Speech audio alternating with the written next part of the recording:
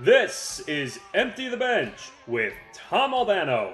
To take from a tweet by one of my fellow MMA media members in Ben Folks, here's how he looks in meme form.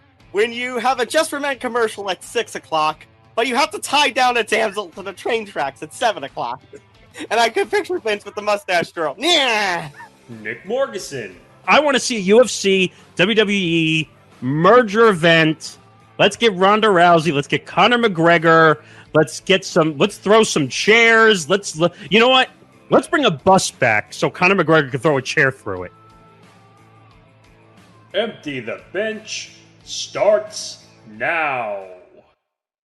I just thought he was like some random Italian dude who was up there being interviewed.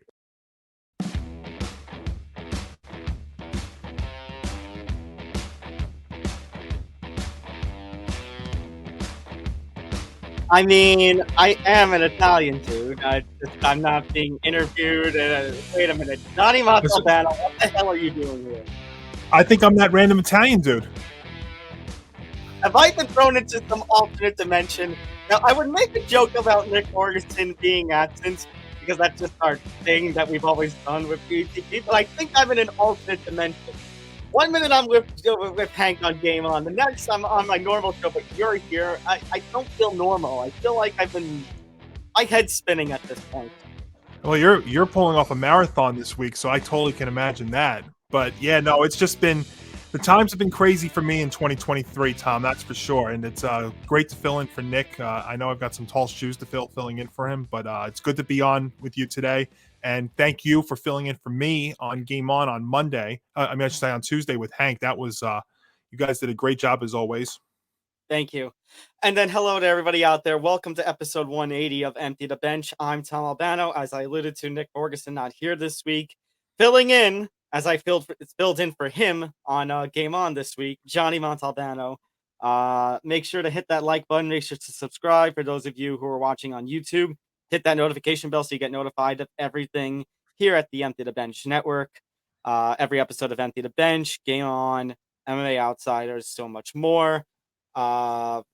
Actually, there's going to be a debuting show tonight as well. The Hirsch Show, Kyle Hirschon, is going to be re-debuting on the network tonight. So Nice. really busy time here at the network. I'm pretty excited. Again, youtube.com/ETB Network.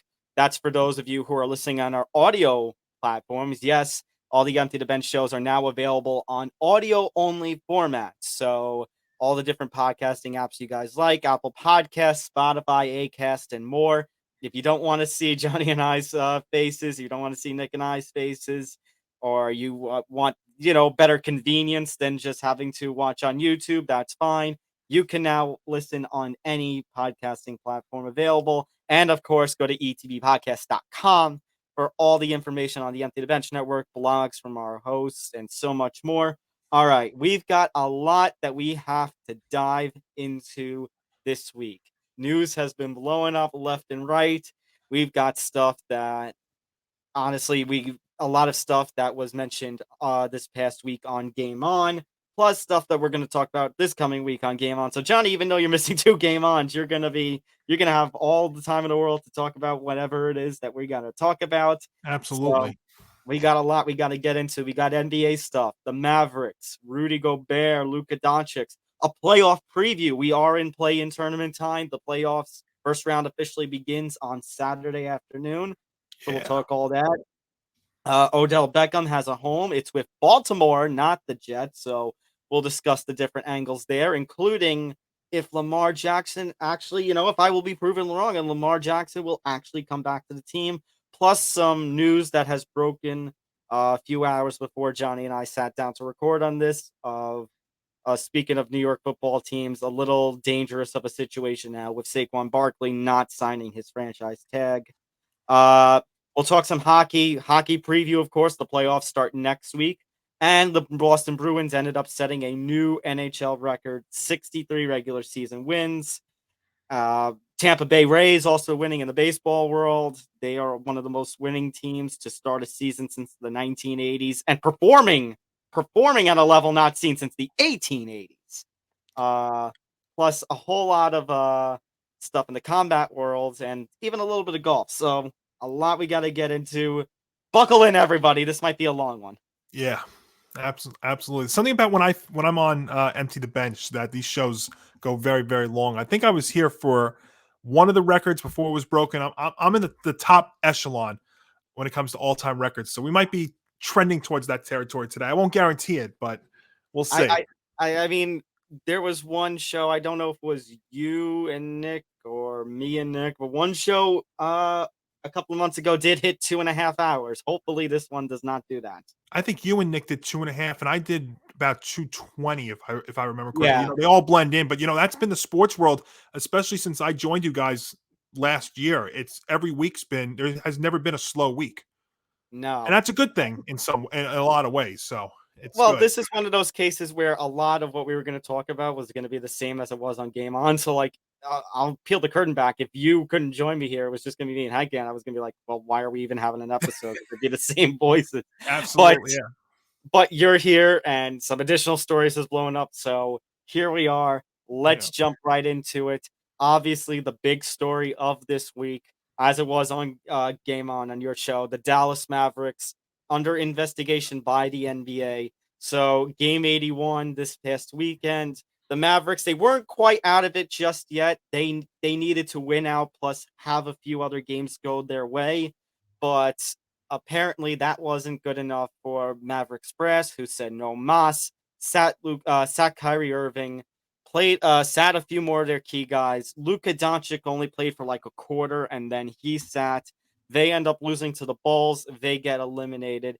And in the post-game press conference, head coach Jason Kidd basically says, today I was given orders that all the key guys needed to rest. So I've said my opinion on this. Actually, I think as we're recording this, TikToks are going up about, the little comments that Hank and I made on Game On. So before I get into my stuff here, Johnny, you can have the floor to start things off. What is your take about this Mavericks investigation? Well, it's definitely, Tom, when this first happened and the news broke when the Mavericks, before they played, that they were not going to play Kyrie Irving and 4 of the players, and the fact that Luka Doncic was only going to play 1 quarter, the first thing you think about is tanking. Because why else, when you're in a game that you have to win to get into the play-in tournament, would you not be playing these guys? And consider the fact also that the Mavericks do own a top 10 protected first round pick this year. Then what else is there to be? Because if not, if you're the Mavericks and you look at the Western Conference this year, Tom, why are you not going for it? Because the West is not, let's be honest, the Western Conference is not that strong in the NBA this year. Unlike in years past when it was all West and no East, the conferences have changed. It's now mainly East and very little West. I mean, you could talk about it. I know we'll get into this as well, but I mean, you could talk about the Phoenix Suns. You could talk about maybe the Grizzlies, who I'm not really sold on.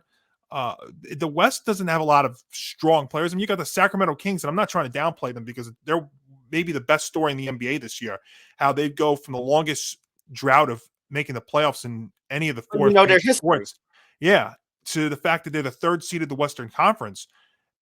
I mean, why aren't you going for it? And it just also creates 2 levels of dysfunction and disarray with the Mavericks. Number 1, that you don't make the playoffs, and number 2, that you've got a headache in Kyrie Irving that you have to decide if you want to bring him back or not. And number 2, your star player, you decided to only play for 1 quarter in the most important game of the season. How do you think he's going to feel about this? And Johnny, I'm going to add one on that. I can't confirm, but supposedly it was also Slovenian fan appreciation night. I mean, Tom, this is why I've said that the NBA is in a world of hurt. And why was the play-in tournament one of the reasons why the play-in tournament was created? It was to reduce the possibility. I'm not going to say eliminate. They could say eliminated. There's no such thing as eliminating this. Reducing tanking. And what the Dallas Mavericks did was the pure definition of tanking. I mean, we didn't mention this on Game On, but supposedly another reason that this might have happened, because you mentioned the top 10 protected pick, was that I forget if they had made the play-in tournament or made the playoffs, that pick might have been given back to the Knicks or something, that they wanted to protect that pick. Well, the pick that the Knicks have in the Porzingis trade was a top 10 pick. I mean to prevent that from basically, you get what I mean? Like, they didn't I want to do give. get that, yeah. So there's that whole aspect to it. And Johnny, actually, I'm gonna stay on what you talked about with anti tanking, because we just came off of an empty the bench episode last week where Nick Morgasen and I discussed all the new rules that are being put in place with the next NBA CBA. And you've got, in addition to this play-in tournament, you're also going to have an in-season tournament, which is going to take up a couple of regular season games at least. And there's now the 65 game minimum that needs to happen in order for a player to be eligible for a regular season award, which I understand what the mission is. But one, like you said, Johnny, you're not going to eliminate tanking completely. And two, I think that's kind of an insult to those guys who do work hard, because, I mean, take for instance Giannis or Joel Embiid. Let's say they ball out in the first month of next season. Then they suffer some sort of ankle injury and they're going to be out a month. They come back. They ball out the remaining 4 or 5 months of the season. So, but they miss 19 games. Like, they missed 2 games over the limit. So now they're going to be disqualified because of an actual injury and not because of load management. I feel like that's BS. Yeah, that was one of the worst things that came out of the new CBA a couple of weeks ago, was that, because it doesn't, if you're doing that to try and eliminate, and again I say this word, eliminate load management, it's not going to do that. It's going to reduce it, but it's not going to eliminate it. See, I would have, they're talking, the in season, now that in season tournament you just brought up, what I would have done was, and I know they were never going to agree with this, I would have shortened the regular season. It should, Yeah. first off, the regular season is way too long, 82 games in the NBA. It seems like all these sports now, the regular seasons are starting to be way too long, including the NFL even. But if you really wanted to reduce or eliminate, let's say reduce, let's just be kind and use Reduce. reality words, reduce load management, reduce tanking, then 72 game season I think would have been perfect. Now, of course, the owners are not going to agree to that because they don't want to lose the money, but the fact that at any given night you could go to a game, especially if you're a visiting fan or even a home fan, you have the chances of going to a game and seeing a star player not play because they need the day off is awful, because this doesn't happen in hockey, with the exception of the goaltender who needs an extra day. I mean, yeah, goaltender is one thing.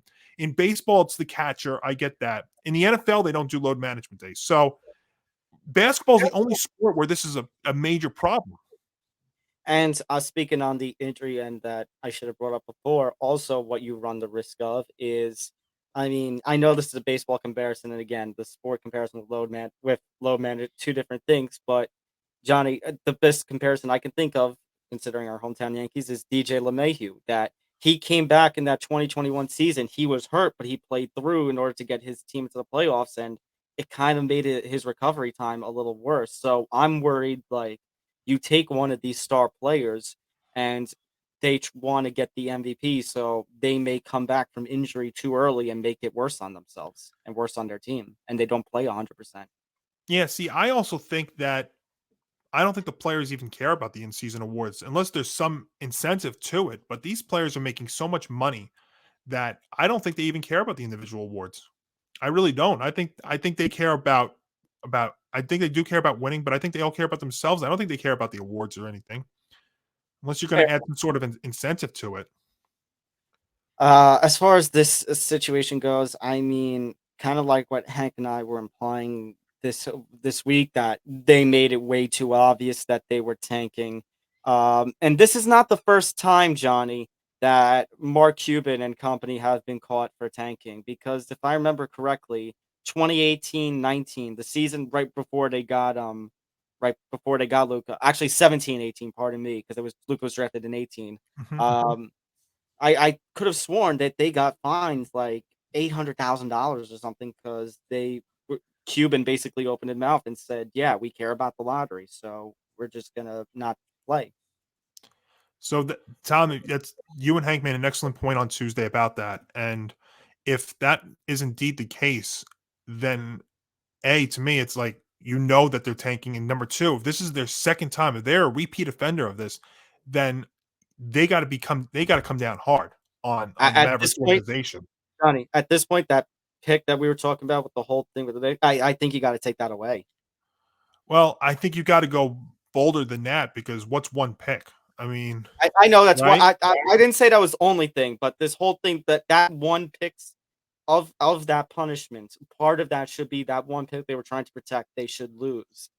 I agree. And the problem you're going to have with that, though, Tom, is, and I hate to bring his name up right here a few minutes into the show today, but I Where don't is I it? don't trust Adam Silver to do the right thing about this. Now, the Adam Silver that first came into the league, it is indeed an Adam Silver slip up. That's exactly right. I mentioned that on Game On that I was a little scared. Like, and the thing is, $800,000. What the hell is that to Mark Cuban, Mr. It's Shark chump Tank change. himself?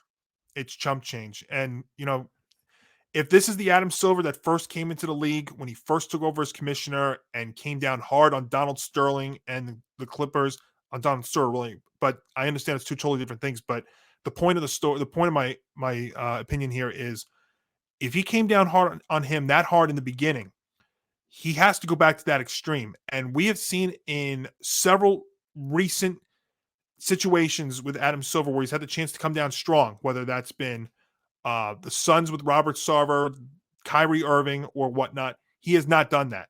The teams have had to take the lead. John Morant's another one too.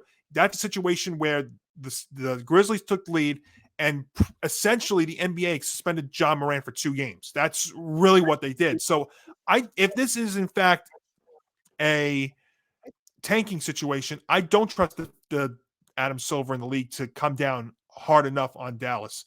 And just going back to the point about the Mavericks situation. So the Knicks owed the Mavs first round pick. They own the first round pick from the Mavs this year as one of the Porzingis trade deal assets. But that pick is top 10 protected. So if Dallas made the play-in tournament, the lowest they would have drafted was 11, meaning that they would have to won a top 3 spot in the draft lottery to not have to give the Knicks the pick. So essentially, words, if they made the play-in tournament, the lowest they could have drafted was 11. Right, so they would have had to give the pick. So they did this to try to protect that pick. Well, that's why I'm saying, as part of the sanctions that I think should happen, although I don't really trust Adam Silver, as you kind of implied, is that stipulation should be just completely eradicated. They should just lose the pick completely. Either lose the pick or give the Knicks complete, and maybe I say this a little biased, Nick, but give the Knicks complete control of that pick now. Well, and I forget if you and or Hank had said this on Game On. What if, there's no guarantee that you go into the draft outside of the top 2 guys or any of the guys in general, and that you swing for the fence and hit a home run with, or in this case in basketball, let's use a pun intended in basketball, hit a slam dunk with the draft selection. I mean, I know this kid, wannabe from Wembanyama, I should say, from France, seems to be the real deal. I mean, he's the most hyped up prospect since LeBron. Brandon Miller, the kid from Alabama, I think could be a star. But other than that, I mean, there's no guarantee that any of these guys are going to be stars. And I understand, speaking of the Knicks, I understand there's still a bit of tension between the Mavs and the whole Jalen Brunson situation. But as being alluded to by some sports media, that's just one part of. I mean, I kind of made reference to this in the TikToks that went up yesterday from Game On about Hank and I discussing this situation. If maybe Dallas is probably the most disappointing team of this NBA season. Think about this, Johnny. They were just above 500 around the time of the trade deadline. They were 5th in the conference. They trade for Kyrie. They go 9-17. They have probably the most epic collapse, one of the most epic collapses of an NBA regular season. And it all ends with, as we mentioned, that even though they weren't in control of their destiny, they still had a shot, and they throw in the towel. They wave the white flag. We give up. We'll tank. We'll happily take that draft pick. And I'm a Knicks fan first and foremost, so obviously this story is a big deal to me. But How about those? How about the Brooklyn Nets? I actually feel happy for the Nets because they get rid of the nightmare in And- Kyrie. They trade Kevin Durant, and the Nets are in the playoffs, not even having to play in the play-in tournament, and they're in the playoffs as a 6th seed, and the Mavericks are on the outside looking in. I mean, it couldn't have happened to a better group, a better team there in Brooklyn for this to happen. And Jacques Vaughn, who had to walk into quite the mess 7 games into the season this year. Yeah, absolutely. And that's the whole thing that I actually mentioned on Game On is that when you've got the Knicks, the Nets are both in the playoffs. They didn't even have to play in the play-in tournament. The Suns, even with the trading of KD, the Suns, they're in the play. They don't have to play in the play-in tournament. And if you're the Mavericks and you did not even make the play-in tournament, it's absolutely kind of disgraceful. And by the way, on that Nets note, Johnny, I also really feel happy for Sean Marks because I thought this was going to be a situation where after, like, I always made reference that he needed to get KD and Kyrie that one off season, otherwise he probably would have lost his job sooner. But now the fact that they've made the playoffs, even when trading those two, I mean, at this point, Steve Marks has to be looked at as one of the biggest blessings in Brooklyn basketball. And speaking of blessings and the draft, I mean, you think back to that 2018 draft where the Mavs got fined, but they ended up getting Luka Doncic. I mean, I know, and I said this on Game On, I know there's a report recently where Luka's basically waving off the possible trade request rumors saying, I'm very happy here in Dallas. I don't know how you can be. This was an absolutely wasted season for the Mavericks, an absolute collapse. This was an absolutely wasted season on Luka Doncic. And I also alluded to this on Game On. I understand that what Hank's point was that he's trying to, as much as Morgasen likes to say, he has a reputation for being a complainer.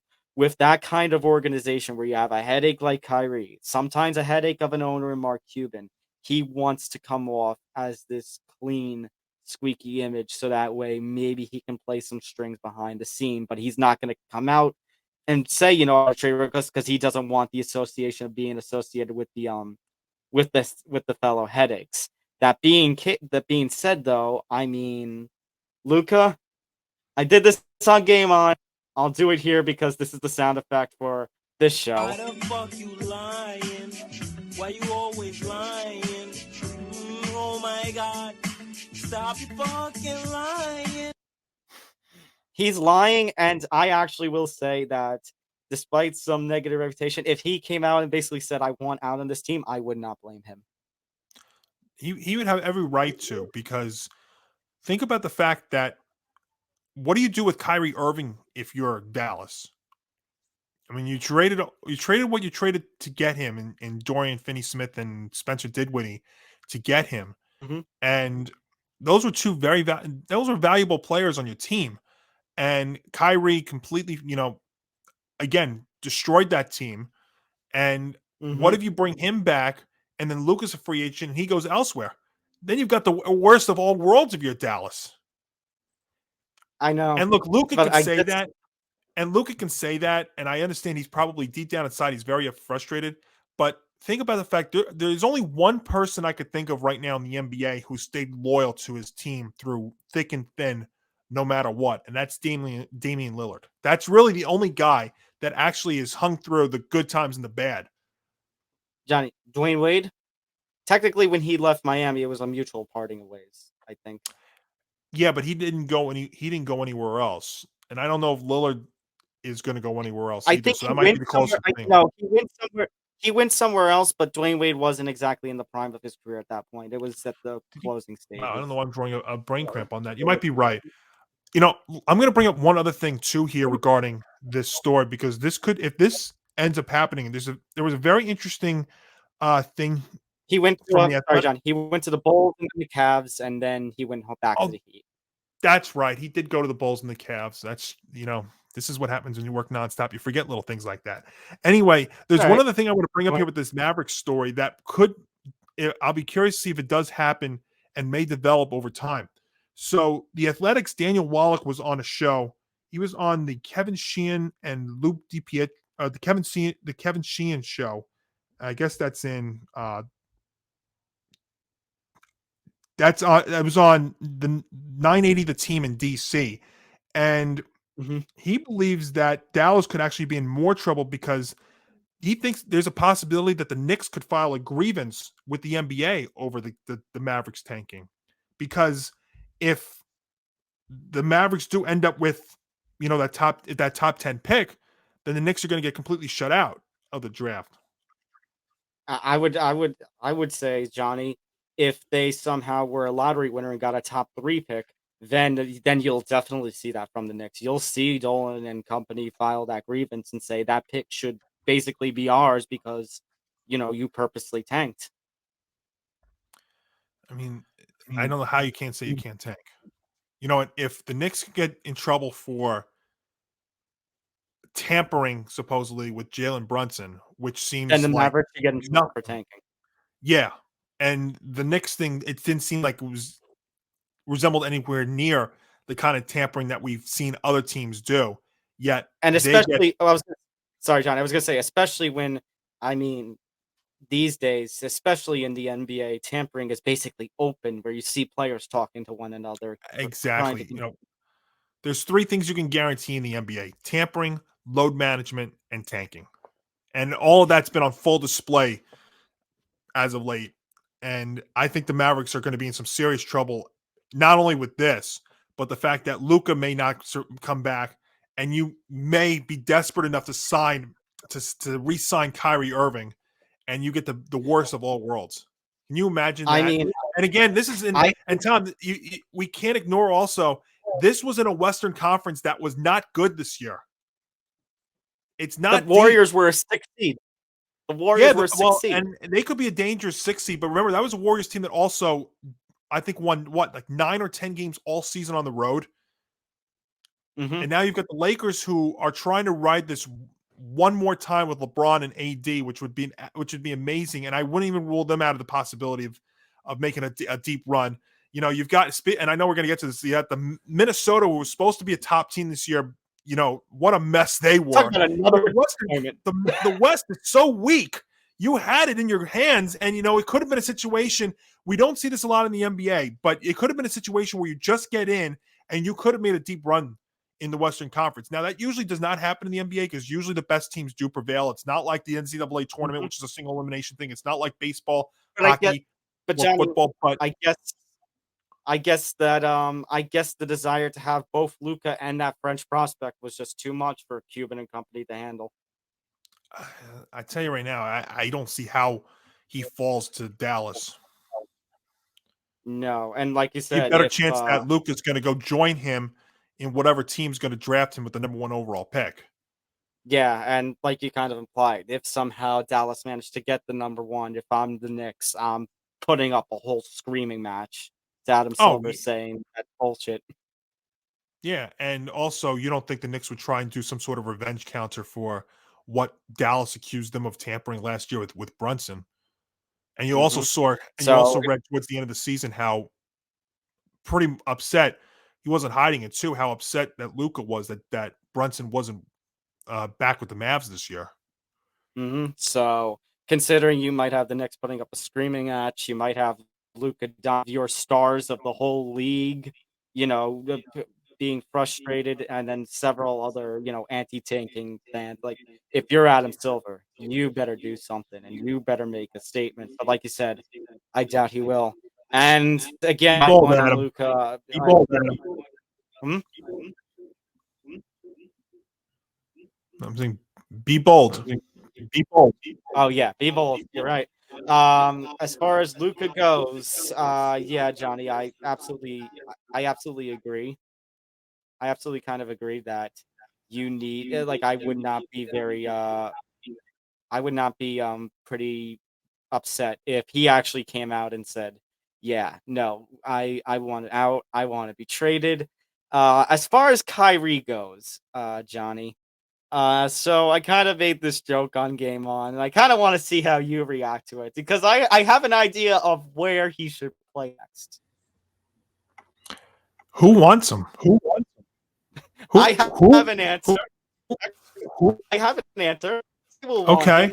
Actually, I'm not going to answer it. Okay. I'm not going to answer it. Shaquille O'Neal will. Guangdong Tigers.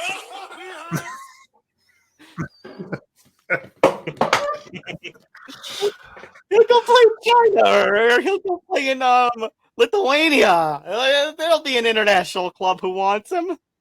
He's going to go down the Stephon Marbury road, go play in China or something. No, but in all seriousness, though, Tom, if you're a team, why are you bringing him in when he has messed up the Nets organization? He messed up Dallas. I understand he won that one title in Cleveland, but that's one moment in his entire career. The Boston situation. Why would you? I mean, I actually, in all seriousness, do think there's only one team that would make a play on him, and that's the Lakers. Who? The Lakers. Maybe just to keep LeBron around. Well, keep LeBron happy, and LeBron could actually might be the one person in the league that can actually, I don't want to say coddle him, but keep him under control as much as possible. I see your point, and yes, I've still been of the belief that after next season, LeBron opts out and just goes wherever Bronny Jr. goes, unless he pressures the Lakers to trade for that pick to take Bronny Jr. so he stays in Los Angeles. But I don't know how that happens. One other point I want to. What happened? I don't even think the Lakers have any assets they could trade because they pretty much, didn't they wipe them away? And Johnny, one other thing I want to bring up with this Mavericks story. So as I mentioned before, Jason Kidd pretty much said the silent part loud, or basically rang the alarm, and basically said that he was given orders, naming front office, general managership, ownership, as basically ordering him to basically, not rest all the key guys. Now, as Hank said, he probably thought Jason Kidd was probably going to be a goner anyway because of the collapse. Like, even though it may not be his fault, that he'll basically be thrown under the bus anyway for the Mavs collapse. But by him basically admitting that he was given orders, it wasn't his decision to rest everybody. Does this guarantee Kidd's gone? I feel bad for Jason Kidd. I will say that. I don't think this is really a lot of it. I don't think a lot of it is his fault, but the coach is always the guy who takes the fall. And considering where they were, I think there's a possibility the Kid's not going to survive this. But at the same time, I don't think I blame Jason Kidd because, again, who the heck can manage a headache like Kyrie Irving? And let's be real, that wasn't coming from Jason Kidd, what the Mavericks did against the Bulls to end the season. That was not coming from him. But he's going to be the fall guy, and that's a shame. No, and again, this goes to, I know Mark Cuban sometimes can have the spirit that other owners don't have, that he has a fan attitude, that he can care about winning, but it's actions like these that make Mark Cuban also one of the more frustrating owners in this league. Mm-hmm. For sure. Let's talk about, so obviously this show airs after the Timberwolves and Lakers have played their game, but it is worth mentioning Rudy Gobert actually got suspended for the play-in game that the Lakers and Timberwolves played because of footage that came out during one of the Timberwolves' last regular season games where Rudy Gobert got into a fight and punched a teammate. Now, and the Lakers also beat them in that play-in game 108-102 in overtime. So, considering that Rudy Gobert was under a start, Rudy Gobert might have cost his team a higher seed and a chance to survive instead of having to go to this elimination game. Think about just the events of the last couple of days with the Timberwolves. So you have the one player who punches a wall, goes all Kevin Brown, and I'm sorry I brought his name up as fellow Yankee fans, but he goes all Kevin Brown and AJ Burnett on a wall where he went, I think he was going to a locker room or something like that. Yeah. You've got Gobert who punched a teammate, and give the organization at least credit. The one thing you can give them credit for is that they actually had the guts to suspend him for the game because, you're that desperate. You could have kept him. You could have played him, but yeah. And they had they blew a 15-point lead in that game against the Lakers which went to overtime and the Lakers won. How do you feel if you're a Timberwolves fan who the organization gave up 4 first-round picks and a pick swap to go get this guy, thinking that he was the missing piece? if you're the Utah Jazz, you're dancing at this point. This team went. The Timberwolves should have been one of the most looked at teams. I think Nick Morgasen and even I had said that they were going to be a top 3 Western Conference team, and they were a 500 middling team. And now with a win, they're the 8th seed, and they've got to play the Nuggets, which good luck, and a loss. And they don't even make the playoffs. They're eliminated in the play-in tournament with 2 losses in the play-in tournament. If it was not for the Mavericks collapse, the Timberwolves would definitely be the recipient of the worst, team. The team that had all the hype and just absolutely collapsed. Well, you could almost make the case that actually it is worse than the Mavericks because look at who you had. I mean, you got him, you got Karl Anthony Towns, you got Anthony Edwards. You traded all these first-round picks from. I mean, the real winner out of all this mess seems to be Danny Ainge over there in Utah, who, if you look at the Jazz this year, who started out great, and yeah, at the end of the day, they didn't make it, but they had such a great start to the year. They totally fleeced the Timberwolves and to get Gobert, who get 5 first-round picks for him, and they got a ton for Donovan Mitchell, more than the Knicks were willing to give up, which, by the way, I still think is the right call. But, I mean, it's incredible, and A-Rod over there in Minnesota now, who's got part of the ownership now, could be part of 2 collapses that are pretty inevitable. I don't know if I would call the Timberwolves situation a collapse, but it's definitely a disappointment when you give up as much as you did to get him, and you've got Towns and you've got Edwards and you've got a couple of other good pieces in there. And again, I'll say, like I said with the whole Maverick situation, the Western Conference, which is not great this year, and now you've got a possibility you're not even going to make the playoffs if you're the Timberwolves. No. If you are, here is basically the sound effect that I have for. Oh, where is it? Okay, here it is. Here's the sound effect I have for the Timberwolves at this point. Yes, perfect game show reference. Thank you. I'm here today, so I appreciate that. We used that plenty of times at MSG, so. It's worse, Johnny, that you brought up that they had a 15-point lead and they lost it. You lost. I know LeBron is big playoff LeBron, but he's not that really anymore unless they pull off some miracle run. But, you lost to old man LeBron. You blew a 15-point lead to old man LeBron. You blew a 15-point lead to Anthony Davis, which, by the way, I hope you appreciated the AD reference that I made on Game On. Yes, I loved it. Yes. And Angela Delvecchio is more AD than Anthony Davis, for those of you who don't know. And you will to the little pieces that are around him that really, again, what the Lakers really have. You blew a 15-point lead to an overrated Lakers. Well, I don't know. Should I say overrated? Overrated for the spot that they have, I guess, the 7th seed. Come on, Minnesota. You really couldn't beat the Lakers. Tell you though, can you see the Lakers possibly being that one team that makes a deep run? LeBron gets one more shot at it. Johnny, Lakers would be one of those teams, right? Sorry, you brought it up. Could you see 6 versus 7 Warriors versus Lakers in the Western Conference Finals? It's not a reach. It really isn't. Because I'll tell you right now, Phoenix. I don't know about Phoenix. When Booker and Durant are on the floor together, they could be a very dangerous duo, maybe the most dangerous duo out west.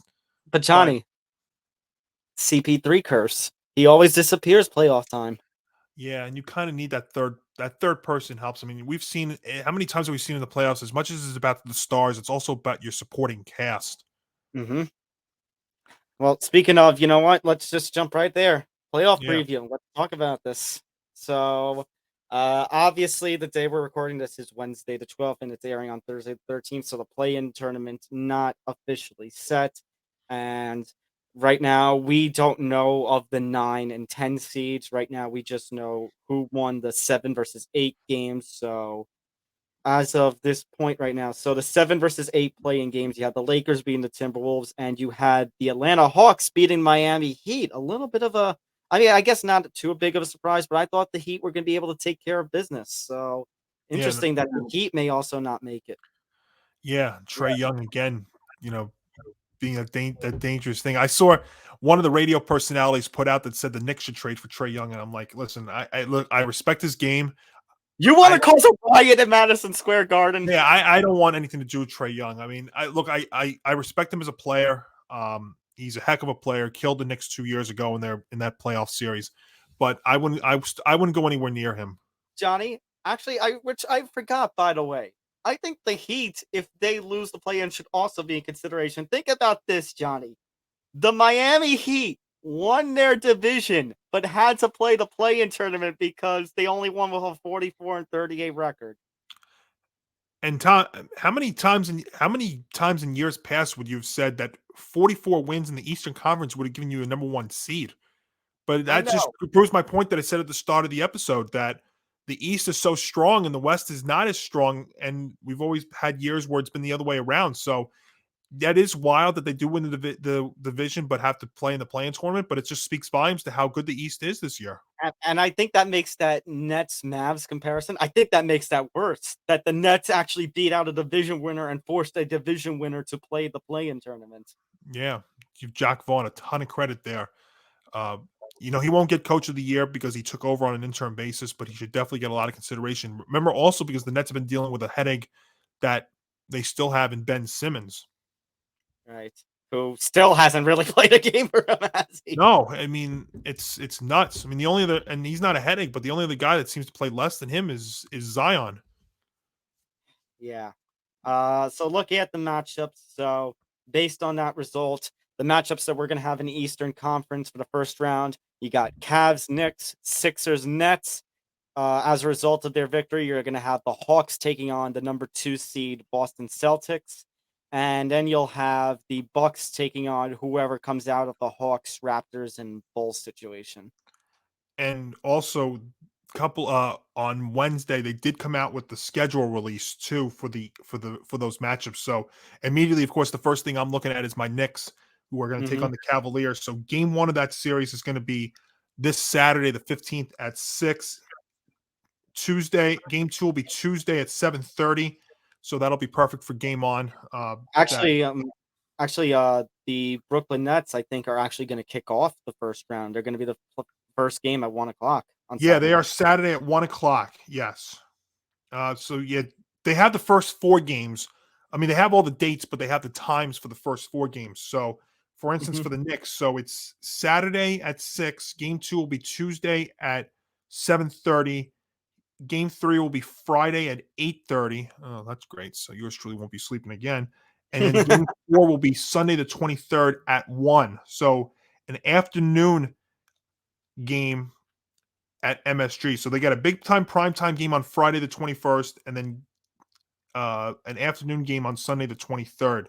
That is the 4-5 with Cleveland and the Knicks.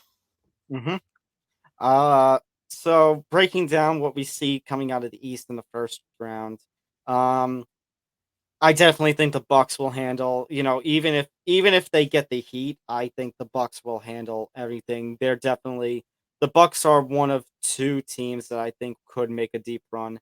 I personally think that the Eastern Conference will come down to the Bucks and Celtics. I think Celtics take care of business in Atlanta. Philadelphia, Brooklyn. I think I said on Game On Philadelphia in 5. I think Brooklyn will put up an effort, but it's just not going to be enough with, Joel Embiid, who I want to see if the NBA gives him the MVP again, or if it's going to go to Jokic again, and then you're going to see Nick Morgasen raging about how Jokic won it over Embiid like last year. Yeah, I don't think Jokic. The only reason why I could see them giving it to Jokic would be a great story that he went to 3 years in a row. But I don't think he's the case. I think, and as great as Giannis has been, Giannis missed some games this year, and I think might be a little bit costly. I think this is the year you gotta. I thought Jokic was fine last year, but I think this is the year you gotta give it to Embiid. I'd be shocked if it wasn't Embiid. Let's put it that way. So yeah, and I guess the only reason why you give the Nets a chance there is if Harden if he goes missing in action like Chris Paul does in the playoffs, then maybe. But the problem is with Brooklyn is just, in the NBA in the postseason, you need talent. That's the thing. So I don't see the Brooklyn getting it out of there. Maybe they'll sneak a game, but I think Philly's too good. I was high on them the whole season, Yeah. so I do think Philly So gets by them. So I see the 76ers beating the Nets, and then in the second round, as you mentioned, with the whole Harden thing and the Celtics just being a more overall team, I see the Celtics taking care of business and making it to the Eastern Conference by beating the Sixers, Cavs, Knicks. I'll say what I said on Game On. My brain says Cavs in 5 or 6. My heart says Knicks in 6 or 7. I think the Cavs Knicks series will be the longest of the 4 in the Eastern Conference. I think it's going 6. Now, the thing to watch for here with the Knicks is the status of Randall. Now, you heard earlier in the week, Thibodeau came out and said that he's progressing in the right way. See, that the problem I think the Knicks have is when you look at the two teams, I think the Cavaliers starting lineup is much better than the Knicks. Now, that's not to say anything away. The Knicks, look, they've been great this year. Brunson's put up an unbelievable performance. Even when Randall went down, you've had guys step in like Quickly and Toppin have stepped in and have done the job. Barrett's been playing better as of late. If all that can happen, then I think the Knicks actually have a chance to get by Cleveland. But I also just have this weird feeling that Mitchell's going to go off in a big way in this series, and I hope if he does, and the Knicks can still have enough. It's going to be. I think it's going to be close though. Cleveland I still think has the better talent, but I think the Knicks will put up a fight and let it go at least 6. And if it goes a long series and they put up a good fight, then it's a successful year. I really think they'll have a great year, though, successful year, though. I think they do have to win a series. That would be a win around would be great. I agree, Johnny. I'm just worried that if Cleveland wins, all you're going to hear on New York radio is that, oh, you should have traded for Mitchell. You should have traded for Mitchell. They wouldn't be any better with Donovan Mitchell. I really don't. I really don't think so because the asset, the Mitchell would have been great, but where are you getting your other asset scoring from? Like I said, as much as your star players need to take over in the playoffs, you need your supporting cast. The Knicks would not have had a supporting cast with the players they would have had to give up for Mitchell. Now, if you're telling me they would have just traded picks for Mitchell, then that's one thing. But that's not what Danny Ainge was asking for. He wanted players, and the Knicks were not willing to go that. And you know what? I give the Knicks a lot of credit. I think they did the right thing by not giving up the players for Mitchell. Mm-hmm.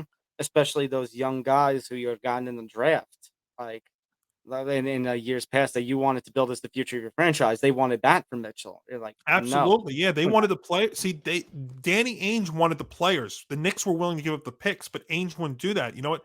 And listen, Ainge might be fleecing players, might be fleecing teams, but he's getting it done. And I give the Knicks credit for not falling into that trap. But I do think this is actually going to be the longest series of the Eastern Conference. I think it's going 6. All right. Anyway, so yeah, I agree. I have the Cavs winning that series. Thought I was going to make another point. I see the Bucks easily beating out the Cavs, so it comes down to Bucks versus Celtics in the Eastern Conference, and I actually think I'm a little concerned about the Bucks and some of their momentum, and even Giannis's momentum and his injury history. I think the Celtics have more momentum at this point. I might go Boston winning the Eastern Conference. They've had a little challenge at times too this year. I'm still curious though about Philadelphia. If it's Philly Boston in the 2-3, that would be something to see. I wonder, that could be 7-game series.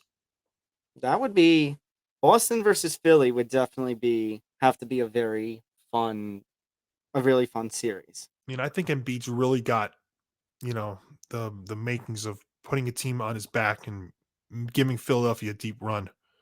And also, wouldn't it just be like the whole trifecta with Philadelphia sports between the Phillies in the World Series, the Eagles in the Super Bowl, and the 76ers making a deep run? Flyers you're allowed to have one bad team there in New York.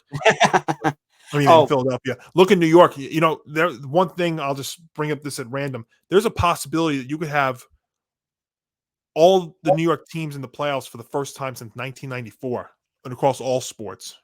That's insanity. Oh, by the way, I finally remember what the point I was going to make, because you were mentioning about the whole you need debt, you need your role players and such. I was going to say, because I'm like, wait a minute, I've said this before show before, yeah, and I've talked about this with Morgasen. You know why a team like the Big Three in Miami was successful? Yes, they had D Wade, Bosh, and LeBron, but then you had guys like Birdman and others, guys who could play their roles and provide depth and still deliver. You had the last two seasons of the Big Three, you had another fourth guy in Ray Allen who could deliver. Like Clutch shot. you had other guys there, and that's what made that team so good and so successful. And dare I say, even though I wasn't a fan of them, to some people likable because they were so good. They had those personalities, and they constantly made the finals because they had the talent there, not just in the Big Three, but across the roster. Big Three that, by the way, never took the max money either. And Right. also Udonis Haslem, who has been in the league now for like 20 years, which has been a great story. Yeah, for sure. I mean, that's how you do it. You've seen it with a lot of these teams, you know. I mean, and I'm just trying to think of a team that, I mean, even the bowl teams you can say, you know, had other guys too, like Kerr and Kukoc. I mean, that's really what it comes down to. That's why I really think the Knicks still might have a shot against Cleveland, because as much as the Cavaliers have the better starting lineup, I mean, I like the Knicks' depth. I really do. And it would really help to get Randall back and healthy. I mean, if you have Randall, who's very limited in what he can do, that's going to be a problem. I hope he's going to be effective, and he's not effective, then I hope he's actually not out there so that the Knicks can play their full entire depth against them, because I actually think the full team-wise, the Knicks have a shot to at least make it a deep series. I don't know if they have enough talent to win it, but I think they can at least make it 6. All right, so let's pick a team. Before we go to the West, let's pick a team to represent the East in the finals. I'm going with Celtics. You know, I was going into the season, I was very high in Philadelphia, but again, that whole point about, you know, supporting cast, I think Boston is the deepest team of anybody. That's not to say that, you know, I think the best stars are actually with Milwaukee and Philly, but Boston's just got the more complete team. So I do see the Celtics coming out of the East this year. Yes. All right, let's go to the West. So our West matchups: you got the Kings versus the Warriors, 3 versus 6. You got the Suns versus the Clippers as the 4-5 matchup. As a result of their victory over the Timberwolves, the Lakers will be playing the 2-seeded Grizzlies, and the Nuggets will get the winner, you know, whoever survives the Timberwolves, Pelicans, Thunder play-in situation. Ooh, see, this is going to be tough to figure out. I think it's safe to say Denver gets out of the 1-8. Correct. I agree with that, and I think there's a chance that with how bad the Timberwolves, Pelicans, and Thunder are, I think the Nuggets clean sweep. I think it's a 4-0. Yeah, I think that's probably that's for sure. Everything else, ooh, this is where it becomes fun. I know you talked about the Kings, and I've had some history with the Kings because I've talked about how bad that they were and how guys that they've gotten basically have not been able to develop because they change the coach every season or two, management over there. And you're right, Johnny, that they have been the story of this season. After all their history of being bad, to take a 3 seed is unbelievable. But they're playing the Golden State Warriors. And we know the history of the Warriors. They have Curry and Green and all those stars that everybody knows and either loves or hates. And the Kings, they'll have their collapsing history, their history of just frustration and all that. Johnny, it's technically not so much an upset given the Warriors, but I'm going upset city there. I have Warriors beating the Kings, and I think they only need 5 or 6 games to do so. I'll go with 6, but maybe even 5. I think I got Golden State in 5. Tom, there's one word that matchup. There's one word that makes the difference in that series: experience. Yep, Golden State's that's exactly what Hank said. Yeah, That's it's exactly what experience. You know, Sacramento's not been through this. Now, you want to go to the whole home and away situation, but this Warriors team is finally starting to hit on strides. I mean, look at their last game of the season. They put up like 52 points in the first quarter, like 151 for the game. They're hitting on all cylinders right now, and I think experience is going to play a major role here. So, I do see Golden State I coming do out. see Sacramento. I do see Sacramento taking one game at home, but everything else, no. Yeah.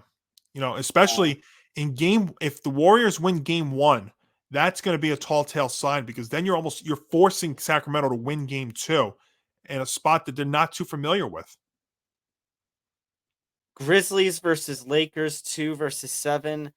I think the Lakers, with the guys they have, as much as LeBron is older, still somewhat big playoff LeBron. I think they force the Grizzlies to play harder and put up a fight. I still will say Grizzlies in 6. I'm taking the Lakers in 6. I think they're making one final push here. You wonder with Memphis, the whole Ja Morant thing, how much that really still has a factor in it, because they didn't seem like they were the same team without him when he came back. They seem to be a little bit different, and I really think this Lakers squad getting in, LeBron's going to be hungry. It seems like they're starting to feast together now. Anthony Davis is there. That's been the thing. Those guys have been in and out of the lineup, whether it's been injury or load management or whatnot, but now they're both there. You saw their comeback ability against the Timberwolves in the playing game. I think it continues here, and I know Nick, if he's watching this, is going to hate to hear this, LeBron making a deep run in the playoffs again, but I think it's going to happen. I do have the Lakers going in 6. And that might be a 7-game series too, by the way. I think the Knicks and the Lakers could be 6 or 7-game series. Suns Clippers. This, I think, is the most interesting matchup of all the West Conference ones. Who do I trust more? What? Who do I trust more, Chris Paul or Paul George in the Clippers history? I'm going to go. You might scratch your head on this one, Johnny, but I think I'm going to go with the Suns. Because you know what? Yeah, they have the CP3 curse, but you know what? They still got Durant. They still got Torrey Craig and Devin Booker and Saban Lee, DeAndre Ayton. I trust that. I think that team is more put together than the Clippers are. I agree with you 100%. That's kind of along the lines of what I was saying. I think and you got the Russell Westbrook curse also for the Clippers. Yeah, I'm gonna say Phoenix in 6. I agree, Phoenix in 6. Now, here's what I will say, Johnny. That's interesting because you had the Grizzlies getting upset in the first. Yes, I do. I think I think the Grizzlies take care of business with the Lakers. However, considering the talent that is around the Suns and their recent success, despite the fact they have CP3, I think the Suns upset the Grizzlies in the second round. I think Grizzlies don't make Western Conference. I see. I don't have the Grizzlies going deep. So if it was in fact a Phoenix, if it was a 1-2, yeah, it would be 2 versus 4. I was say you're different because you have the Lakers winning. So you would have. My series would be 1-4, 6-7. So my series would be Nuggets, Lakers, and it would be Nuggets, Lakers, and Warriors. Suns, Warriors. Wow, that would be awesome. I think, Johnny, that Suns Warriors series would be more of a Western Conference final, even if it's a second round matchup than Nuggets, than whatever could come out of there. And Johnny, that's the reason why, Johnny. Well, not that's the reason why, but interesting to note. I have the Suns over the Nuggets in the Western Conference final. Yeah, I don't think the Nuggets come out of the West. If you're looking at all the teams right now, ooh. See, this is what I'm saying. The West it's really wide open this year. I agree with you. I think it's going to be Nugget. I think it's going to be Phoenix. So, do you have Phoenix? Okay, so Johnny, then we're in agreement. Our finals prediction is Phoenix versus Boston. Yes, and Celtics and Suns in the finals. Yeah. And I'm gonna it's gonna be basically a rematch of what did Hank say? Like 1976, I think. Oh jeez, yeah. Time changed just a little bit. I'm gonna say what I said on Game On.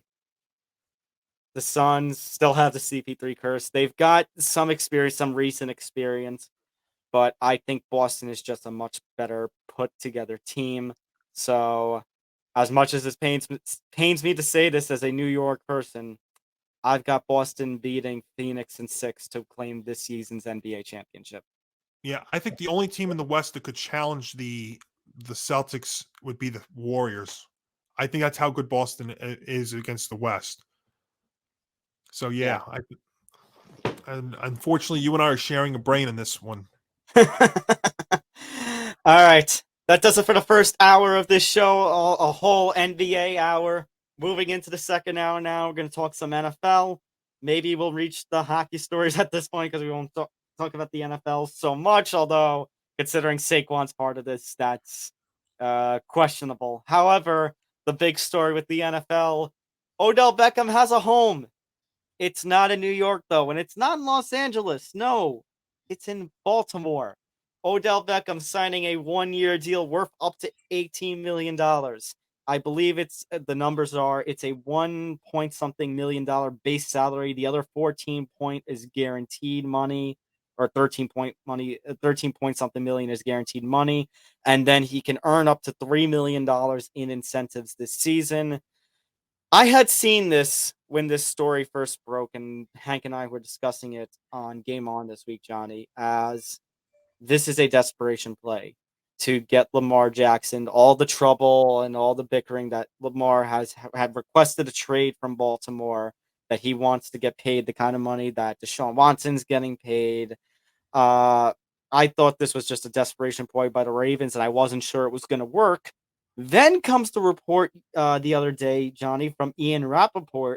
Lamar was actively involved in the recruiting process, trying to get him to come to Baltimore, which leads me to believe, as much as I said I didn't see Lamar playing it down this season, maybe this was the condition or one condition that Lamar had to coming back and playing under the franchise tag, was getting somebody like Odell, which, I mean, kind of like what Hank was referring to. I mean, it's definitely a risk.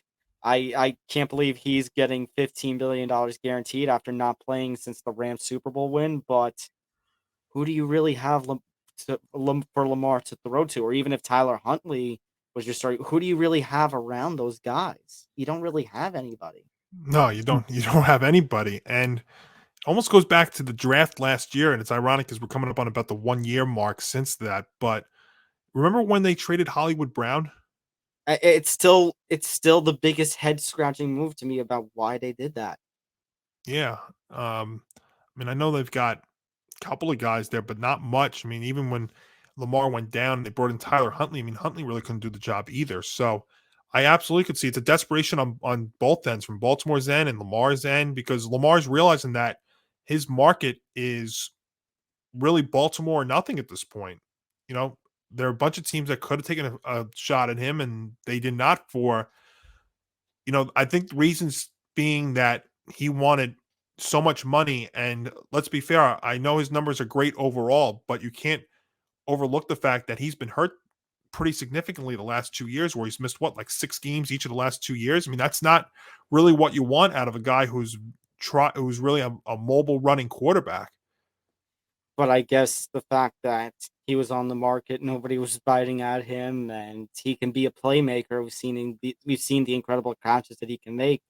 I guess they really have much of a choice? And No, you and I were talking about with our Giants how the wide receiver free agent market and the wide receiver side was not that great this year. It was really mainly veteran receivers, with the exception of DJ Chark, who went to Carolina. That's why I love what the Giants did bringing in Waller, because he probably was the best receiving tight end out there. So, yeah, I mean, it really was a desperation play. Baltimore needs a receiver. They're hoping that OBJ can be like what he was a couple of years ago. Now, the problem you're going to have with that is now he has not played football in over a year. So by the time he gets back onto the playing field, and even if it's a preseason game, then you're talking, do the math here, almost 18 months since he last been in a game. So that is the concern, but also you could say the Ravens were faced with an interesting situation, because Lamar basically wanted out, and I mean, 15 million in near 18, I think that's like most of the remaining cap that Baltimore has. So they're definitely still going to need to make some roster moves, but I guess they were desperate for Lamar to play under the franchise tag, because you're also faced with a situation where, I mean, let's say Odell didn't come here. Then you were faced with a situation of maybe you needed to give in and trade Lamar, or let Lamar basically play out. Because let's face it, Johnny. I made mention to this a couple of weeks ago with Nick. Baltimore is no longer in control of that division. If this season told us anything, the AFC North is the Bengals' home now. They are the controlling factor in that division. And if you're the Ravens, you're on a downward trend. Now, granted, you're still playing in a division with the Steelers. We're still developing Kenny Pickett and company. And you're playing in a division where you've got Deshaun Watson, his ridiculous contract, and he sucked the games he played last season. But you're facing a situation where you've got nobody around, and should somehow, some way, Deshaun go back to the Deshaun of old, or Kenny Pickett really develops in the Pittsburgh way, Baltimore could be heading for a nosedive at this point if they don't get Lamar back. It's not a far reach to say that, Tom. Look at Pittsburgh last year. They rallied down the stretch and ended up over 500 again. You know, Pittsburgh did a lot better than people thought they would be this year, and I don't think the Browns are going to be that much of a pushover too. I mean, the big question mark there is with Deshaun, but you know, that is not an easy division to be in if you're Baltimore.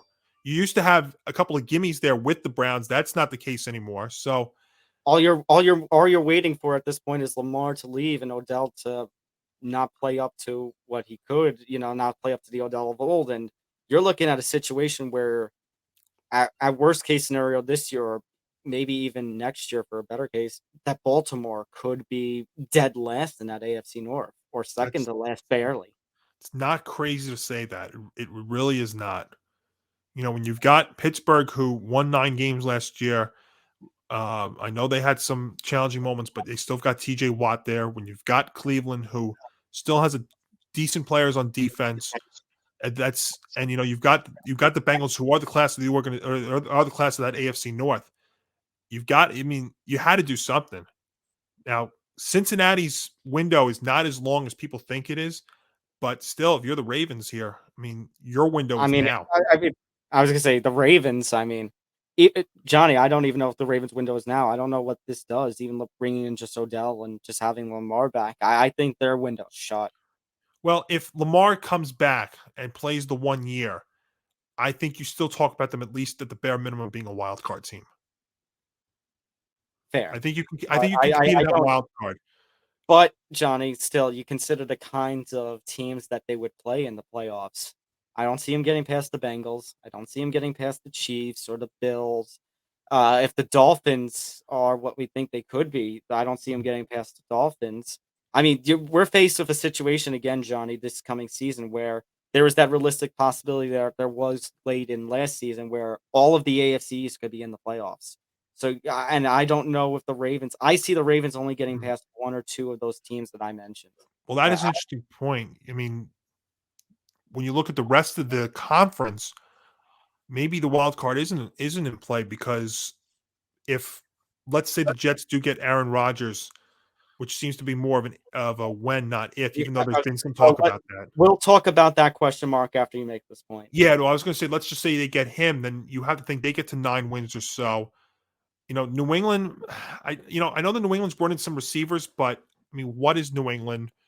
The West still has the potential to maybe have all 4 of those teams be playoff teams. I mean, maybe not at the same time, but in the conversation at least. So yeah, I mean, Baltimore right now, they're on that teetering edge of either being playoff or being really bad.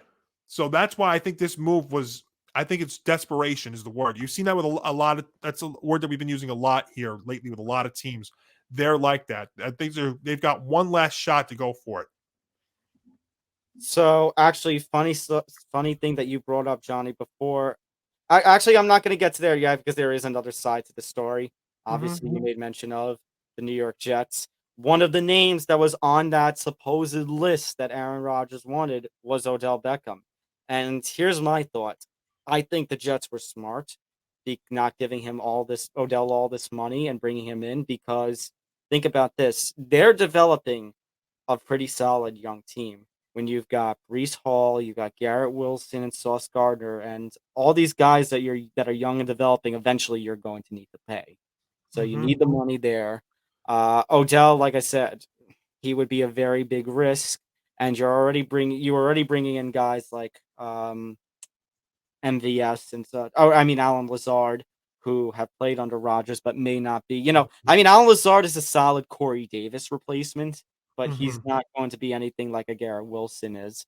On the flip, how bad does not bringing in Odell kind of ruin this? I don't think it should. I mean, think that they, despite the reputation of Nathaniel Hackett after this last season, they brought Hackett in. They brought Lazard in. I feel like you got to look at this deal if you're the Jets and look at Rodgers and Packers and with the all the disagreement that the Packers and Jets supposedly are having compensation and saying you got to give us a break. We couldn't give Odell this kind of money. So there's two things to that. Number one, I think I heard that the Jets were willing to offer $7 million for Beckham. I think that was as high as they were willing to go. And the Ravens offered double. Think about that. Yeah, well, there's that. And also, Beckham could go to Baltimore and be a number one receiver. Maybe he wants to be that number one guy. On the Jets, he's not the number one receiver. We've had that conversation. We've had that conversation before when he was on the Giants and he was disgruntled. We said, "Do you want to be a number one receiver? Or do you want to be on a contender?" Because at the point the Giants were, he couldn't be both. Now he was able to win the ring, being the number 2 in Los Angeles. So that's right. That leads me to believe, Johnny, if you're now he's going to want to be the number 1 somewhere again, and Baltimore would be that place. That's it. And you don't want to be causing headache problems there.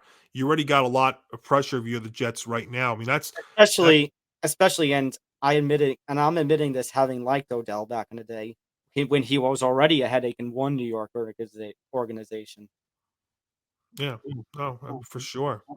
So I think that's a couple of things on the Jets side. So I do give the Jets credit for, not caving and not pressuring them to get him. Now, what that does with the Rodgers thing, I think that's what you want to get to, right?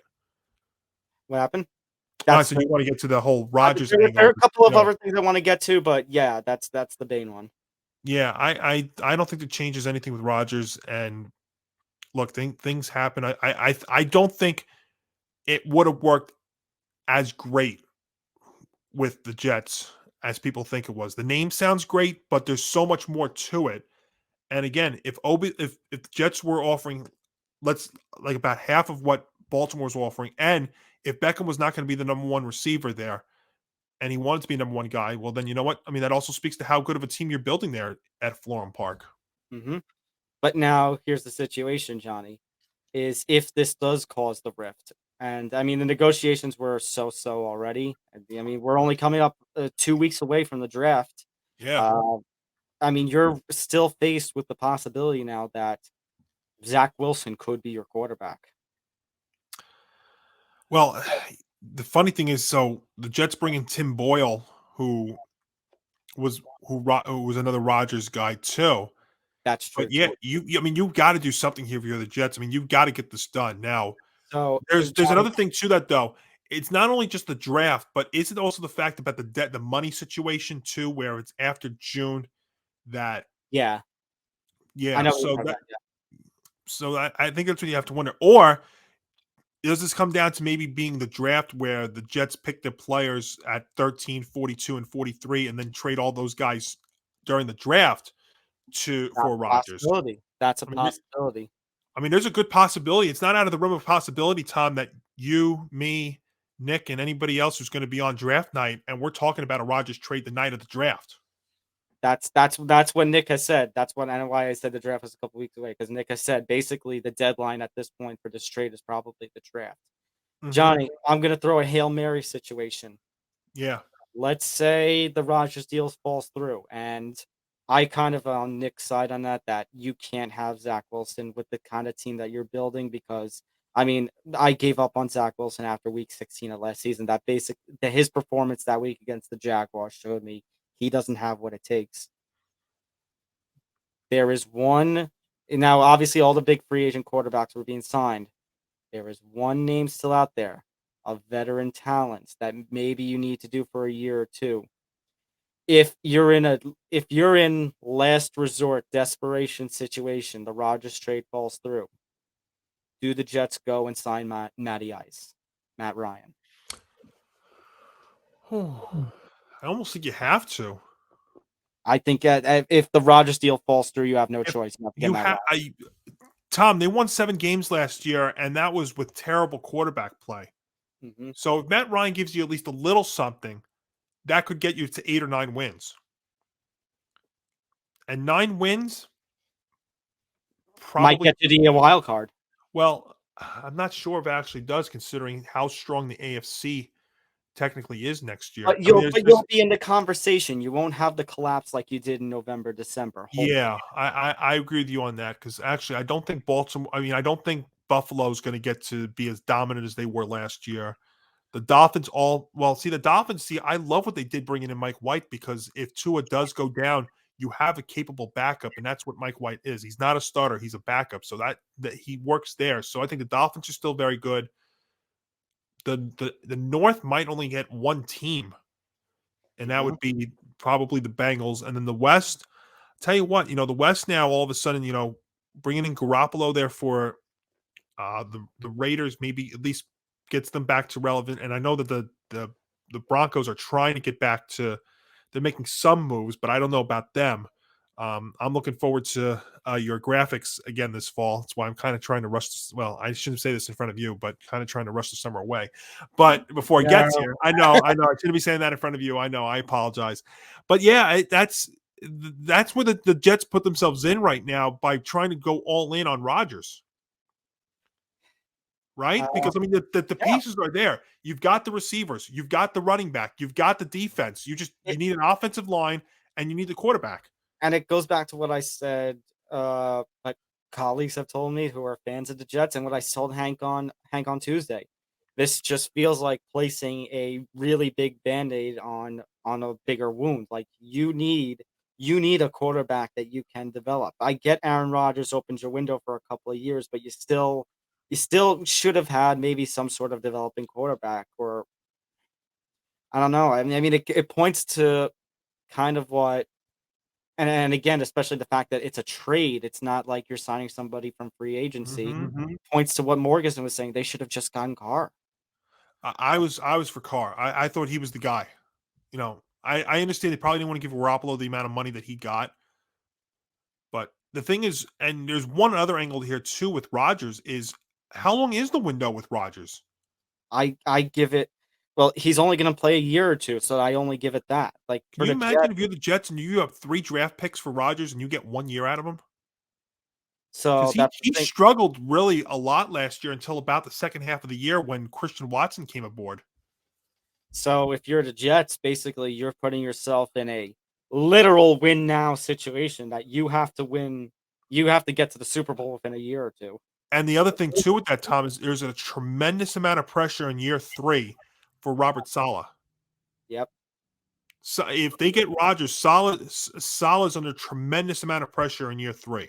And imagine, and Johnny, if they only get to 9 or 10 wins and miss the playoffs, Rodgers will pull any sort of power play to get Saleh out of there. When Rodgers was on when the McAfee interview happened, Nick and I did a breaking news stream. I remember that. And he said that if the Jets got off to an 0-3, 0-4 start, he could, or a 1-3, 1-4 kind of start, he could see the Jets firing Saleh. But then I told him, I said, you could fire Saleh. You know who that means steps in as the head coach? Nathaniel Hackett. Where is it? You want to be going down that road. There it is. Playing that multiple. That music is going to be played a lot next season. There it is. Oh, that's the Seahawk green. Yeah, there that's it is. Better. Yeah, I was going to say you got Seahawks green there. Where is it? There you go. Oh, Jets country take flight. As I've alluded to, Johnny, the Broncos and Jets are going to have shared custody now. They must share this music together. God, Football Fridays this year are going to be absolutely epic. Absolutely. Oh man, we're going to be. I even had the Aaron Rodgers video make an appearance on Game On this week. Oh, yes, that's right. I saw that. Absolutely. See, you don't need me there. But yeah, that's the thing, So these next 2 weeks, though, just wrapping this up, are going to be very, very important, and may tell the tale of what happens with the Jets and Rodgers. If I were a betting man, Tom, I still think at the end of the day, Rodgers is going to the Jets. Let me get, by the way, since before we get to the Giants news, let's stick with the AFC East because there is something that popped up that I had forgotten about and is actually starting to develop a little rumor going around the mill involving the AFC East and the Patriots because you brought them up. Mhm. Johnny, there's a rumor going around that the Patriots could be shopping away Mac Jones. And I say still developing because stories coming out within the last 24 hours from Mike Florio, CBS Sports, Yahoo, is that apparently there is a little bit of disconnect between Belichick and Jones, and apparently teammates are not happy with management. Well, I'll tell you what's interesting. If you're following what the Patriots have been doing this off season, bringing in multiple receivers, which have been kind of a surprise. Juju Smith-Schuster. Then they bring in Marcus Scantling as well, Yep. Vallis Scantling. MBS. Yeah. Yeah, so two big receivers. Oh, I don't know if I'd say big receivers, but two named receivers that you know about. You wonder if they get quarterback play because the Patriot defense was very good last year. That wasn't the issue with them. It's not crazy to see them probably shopping Mac Jones. Now the question's going to be who would take a flyer on him, and I think if teams are taking a flyer on him, they're taking him as a backup. I don't know if he's really a starter now. I don't know how much of last year you want to really put on him though. But He did have a pretty good first year. That's my thing. I don't know how much of last year you can really put on because he has shown the flashes of talent. And here's my question, Johnny. If you shot Mac Jones, then who are you getting? Who's quarterbacking your team? Bailey Zappi. Because that would be my next point to this is Bailey Zappi did, with the talent the Patriots had, did actually do all right. Oh my God. I hear it already with Football Friday. Yeah, so much I see you, Zap, right? I see you, Zap. You've been having some zap noises as well. Have to get that into the soundboard, into the audio board as well.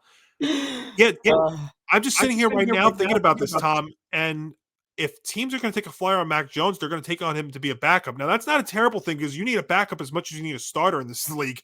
We saw how many different QBs were starting last season. So think about a team that right now has a quarterback that could use a backup. I mean, there's quite a few. The list is probably quite a few. Now, your next question you would ask with regards to this would be what you would get back for him. You wouldn't get much back. You're not going to get a first rounder back. You're probably not going to get a second or third rounder back. I wouldn't think. Maybe like a fourth and a fifth or sixth or something. You know who I could? Well, I'm trying to think who they. I don't know if they brought in anybody to be a backup, but Kansas City. Now that Henny retired, maybe. Vegas because Garoppolo gets hurt. Yeah, I mean, are you gonna? And that's right because they lost Stidham to Denver. Yep. Yeah, who was Vegas's backup? Is it Chase Garbers who was active for one game or so last year? Give me a second to have a look at the quarterback depth charts here. I remember reading off some of those names on Fridays last season, and they were kind of cringeworthy. Yeah, I was going to say. The 49ers, I love what I know you think I'm crazy, but I love what the 49ers did bringing in Darnold. So it's not going to be... the third. Great versus Johnny. It's Brian Hoyer who's the backup. That's right. They brought in Brian Hoyer. Okay, so you wouldn't put Vegas in there. I actually wouldn't mind bringing in Mac Jones if I'm Vegas to be the number 2 and just have Hoyer as your 3. Getting rid of Gravers. There's no team. I'm just going through the names in my head. There's no team in the league right now that I think could bring him in as a starter. Now, as a backup, that list is also not that many too. I mean, you want to say Jacksonville to be behind Trevor Lawrence, but that wouldn't make any sense either. No. Johnny, I'm laughing. Unless the Jets get absolutely desperate and get Mac Jones in there. Yeah, Belichick fleece the Jets again. That'd be amazing. Oh man. I mean, hey, what though? I mean, I'd still rather Mac Jones than Zach Wilson, though. Well, that's the thing. I mean, you would take Mac Jones over Zach Wilson. You would. Not. Oh man. It also could be a lot of talk though too. But you know what? During this, if quarterbacks get hurt, like we've seen, that certainly is a possibility. All right, let's talk about the other New York team and a little bit of a dire situation that's going on. Well, could be a dire situation. Saquon Barkley. So it seemed like, Johnny, things had been settled during the offseason. They signed Daniel Jones. Saquon played under the tag, and everything seemed good and dandy. Well, we're about to go into offseason workouts, and apparently Saquon Barkley has not signed the franchise tag. 3 months free of 3 months free of Giants drama. And It now was a all relief that, while it lasted. yep, and now all that goes away. And now the questions evolve again about, does Saquon Barkley play for the Giants in 2023? Because, Johnny, as much as we have loved our new coach and our general manager and all that, they're going to eat a ton of crap. They're going to go, as in John Mara's own words, from Bono to Bozo, if they signed Daniel Jones, and then all this drama with Saquon Barkley ends with Barkley basically either holding out or leaving the Giants. Well, I still believe, though, at the end of the day, that the Giants handled both Jones and Barkley the right way. I agree. And you know what? I mean, maybe a little. Here's what I say on Daniel. Maybe a little too much money, but considering his franchise tag was $32 million and the price tags quarterbacks were going for, I don't think you had a choice but to give him 40. Yeah, and he's a product of the system. If he would have went to anybody else, he would not have. He may have gotten that money, but he wouldn't also have flourished like he did here in New York. So, I think in that regard, you kind of had to do it. And with the team that they had around him, I mean, I think he's got a chance to succeed. The Barkley situation now, if you remember 2 years ago, the Giants' best running back was a backup who ended up signing for $2.5 million because that's the kind of salary cap hell the Giants were in last year. Mm-hmm. So Barkley's a nice player. He's done great. But if he's not back here on the team next year, I can go get a running back at the minimum. Unless Bring him in. Breida steps up. Well, I liked what Matt. If you even, and the moment I remember was the game in London against the Packers when Barkley went out for those couple of plays with the shoulder issue. Breida and Bridewell stepped in and did some amazing runs. If you remember 2 years ago, Devontae Booker was their best offensive player. You can make the case. And again, the Giants couldn't sign him back for $2.5 million because of the whole salary cap situation.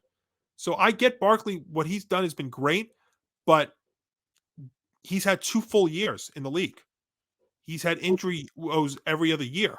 Which, Johnny, is why I thought if I was thinking maybe Barkley would have been understanding and would have been fine playing under the tag. But I guess he wants to chase the money because that's the theme with the MFL players right now. And Tom, I think there's a team I've said that if the Giants were not coming back, not going to bring him back, that I could absolutely see making a push for him, and that's Buffalo. Bills are Bills again. I'll bring up that word, desperation.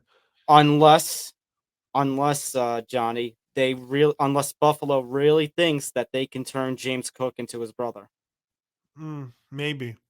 Now, Zeke is still out there though, right? That's the other thing. So Ezekiel Elliott is still out there too. And Zeke's probably going to get the minimum. Johnny, are you suggesting that in a situation like this, the Giants could have a look at Ezekiel Elliott? Something we wouldn't say like 3 years ago. No, I wouldn't have told you 2 months ago about it. I mean, the day that actually happened, the same day that the Rodgers interview happened with McAfee, was that Zeke became a free agent. And yeah, because you broke that news during the stream too. Yeah, and Nick was asking me, do you think the Giants would take a flyer on? I would take a play at Zeke, and I said no shot. Now, if Barkley is not going to sign his franchise tag and he's not going to come back, that's kind of the direction you would have to go to if you're the Giants. I would think. So here's the question: given some teams that might be running back desperate, like you're referring to, Johnny, how long do you wait on Barkley before you decide to give an offer to Ezekiel Elliott? Because there's a chance that maybe you try to say, hey, maybe we'll wait for Saquon maybe by preseason, but by that time, Zeke probably might Zeke's going to sign somewhere else. Yeah. So how long do you give Saquon before you decide to throw an offer out there to Zeke? You know what? With Brian Dable and Joe Shane running operations, do you wait till the draft? I think you got to put a very, very strict deadline. I don't know if I'd say the draft because I was thinking something along the lines of May. But if you want to be bold and you want to send a message, and I know Dable and Shane, the way they've run has been fantastic here these first 2 years. I think the draft is absolutely a fair deadline. And you know what? Game show reference, Tom. Give you this offer, deal or no deal. That's what I tell you. This is what I do. I'm Brian. I'm Joe Shane. I walk up to Saquon, have a nice little conversation. I bring him into my office. I get a holder with a red button and a lid. I open up the lid. I say my price, and I say to you, Mr. Saquon Barkley, deal or no deal. Now I'm gonna throw one other. I mean, I appreciate the reference. That show, by the way, should be back on the air. But I digress. I have said, Johnny, last great game show in America was Deal or No Deal. I think it had the potential to be 10 years. I know. But it should not have been canceled the first time, and it should not have been canceled the second time. And it's, by the way, it's back on the air in the United Kingdom. So there. Mhm. Okay. Carry on. My question is, though, so if you remember last year's NFL stream, I had made reference that if the Giants were not going to be successful, but Saquon was delivering, as he ended up actually delivering, then I could have seen the Giants trading him at the trade deadline. If you were the Giants and you sign, he doesn't sign the tag and you sign Zeke, do you offer him up to teams? And what do you think the Giants could get for him? I think somebody you can get a decent amount for Barkley. They showed the potential that he's been. I'm just trying to see here if I mean, do you sign Zeke and then offer him to Buffalo, like you were saying? See what you can get for Buffalo. it's not. I think you can do that because he's showing you he doesn't want to be back here by doing this. But Buffalo is a team that if you watch them last year and into the playoffs, they're not as close as it looked like they were before.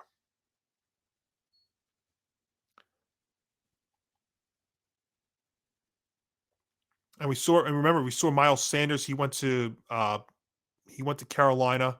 I'm just trying to look at all these other free agent running backs that are available. Mm-hmm.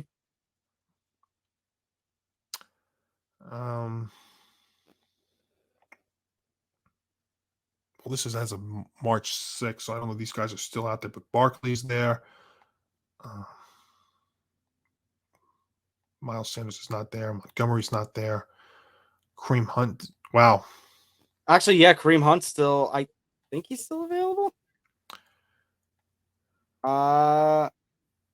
Yeah. There's just the news that basically Kareem Hunt's not coming back.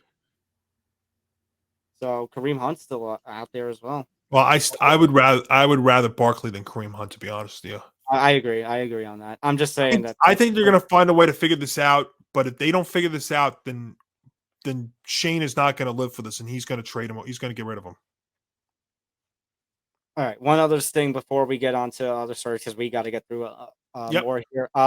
So last week on ETB, we made a report about number 3 draft pick in this draft, which is held by the Arizona Cardinals, that the Tennessee Titans were supposedly calling about them. Nick Morgasen and I talked about the potential of, maybe the Titans trade Malik Willis or maybe trade Derrick Henry as they're going for the number 3 pick. That has actually now been expanded upon by either, I think it was Rappaport or Schefter. It's up to 6 teams that are calling the Cardinals for the number 3 pick. So if you're the Cardinals, I mean, I think some draft projections, Johnny, correct me if I'm wrong, have Will Anderson Jr. being the target for the Cardinals. That is right. Do you go with Anderson? Do you go with him, the linebacker? Or do you see what one of these teams are and which teams could be looking at this? Well, see, there's a bunch of different things, though, to think about with the teams that are trading up to number 3. Are they trading up there for a quarterback, or are they trading up there to get Will Anderson? Because that's what makes this draft so fascinating, and it all goes back to Week 18 last year with the Colts and the Texans, that game. And that's what caused this ruckus, was not that game, and also that the Bears lost, which ended up giving them the number 1 overall pick. Because we know that a quarterback is going to be taken at number 1. We know that a QB is going to be taken at number 2. We know the Colts are going to take a QB at 4. So any of those 6 teams, are they trading up for the QB, or are they trading up for the prospect of Will Anderson?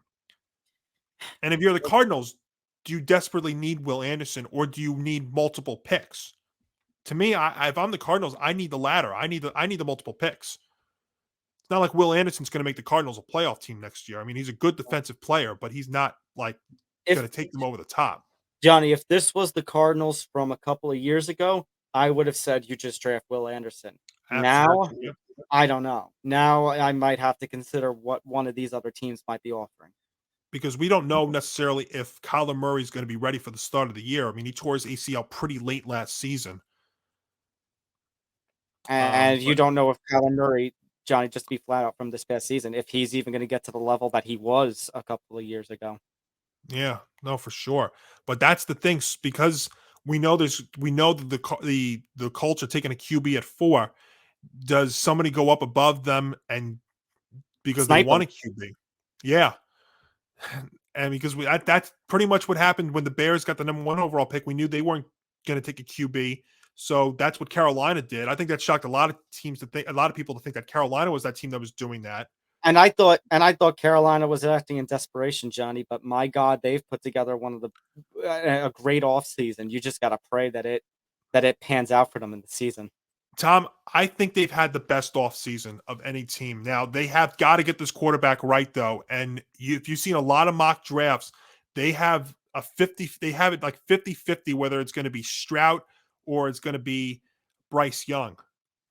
And if I'm Carolina, I think Stroud's the guy, but Bryce could work too. And then there was even talks about Anthony Richardson because he had such a great combine. Although That's why I can't wait 2 weeks. In 2 weeks, when we get to draft night and we're doing the show, I think we're going to be sitting there. We don't know what Carolina's going to do with that number 1 pick. I've heard that some people in the front office of Carolina lean towards Stroud, so I could see them getting Stroud, and then Houston takes Bryce Young because he's the one remaining. Yeah. And then Anthony Richardson will be the next one, but right now that looks like he's going to the Colts, Indy unless somebody snipes here. Yeah. And then if you're the Colts, I mean, that's why I thought the Colts would have been in play for Lamar, because that would have been the only other team that I thought would make a play on him that hasn't. Well, could you see a situation then, Johnny, like a couple of years ago with the NFC East teams, the Cowboys, Eagles, and Giants, in which the Cardinals make a trade with some team that grabs Richardson to snipe, Indianapolis, and then Indianapolis trades out of the number 4 pick because they get sniped? It could definitely cause a chain reaction for sure. But that's what the fun is with 2 weeks to go. I can't wait to see what's going to happen here with not only the draft, but that 3rd pick. I've always said now, will a team trade up above Indy with Arizona, since Arizona's not, Will Anderson doesn't take Arizona over the top, especially in that NFC West, who still has, pretty dangerous teams. All right. Out of the NFL, like you said, I can't wait for 2 weeks' time when we got the NFL draft. That's always a party. Yep. So it'll be a lot of fun in 2 weeks. But let's talk some hockey now. So we're gonna do a little playoff preview. But first, we have to make mention, because we didn't have the time in Game On, and Game On's hockey preview is coming up on this coming week. The Boston Bruins, shout out to them, 63 regular season wins, easily winning the President's Trophy, the new NHL record for most wins in a season. Yeah, this has been incredible. Most regular season wins, most points in a season. Now, of course, the old-time hockey fans are going to say, well, the Canadians of the 70s, who they beat the record, would tell you, oh, well, we didn't have overtimes or, wins or losses in that regard. But still, I mean, the Bruins have just been unbelievably dominant this year. Now, the great thing with that, though, Tom, is, you can go, this Stanley Cup playoffs, anything is possible. But the Bruins just look so loaded this year that I think it's going to be very, very difficult to see anybody else topping them. But, if a team gets hot at the right time, something happens with the Bruins. If a couple of players go down, which you're not rooting for, but if that's the case, then it opens it up for sure. But, what they're doing is historic. I mean, obviously it's historic, but it could be all for naught if they don't win the cup this year. So let's talk about that. So playoff preview. Now, obviously, we still got a couple more days of the regular season. Let's see. Let's do the West right now, because the West is 100. I think the East was 100% the other night after Pittsburgh lost to put the Islanders in, I believe. Well, we're still waiting to see about the Islanders. I think they're playing the Canadians They were playing Okay, the yeah. Canadians So the on Islanders. Wednesday night. Depending on that result, which will come out before our show airs, but we don't know about that right now.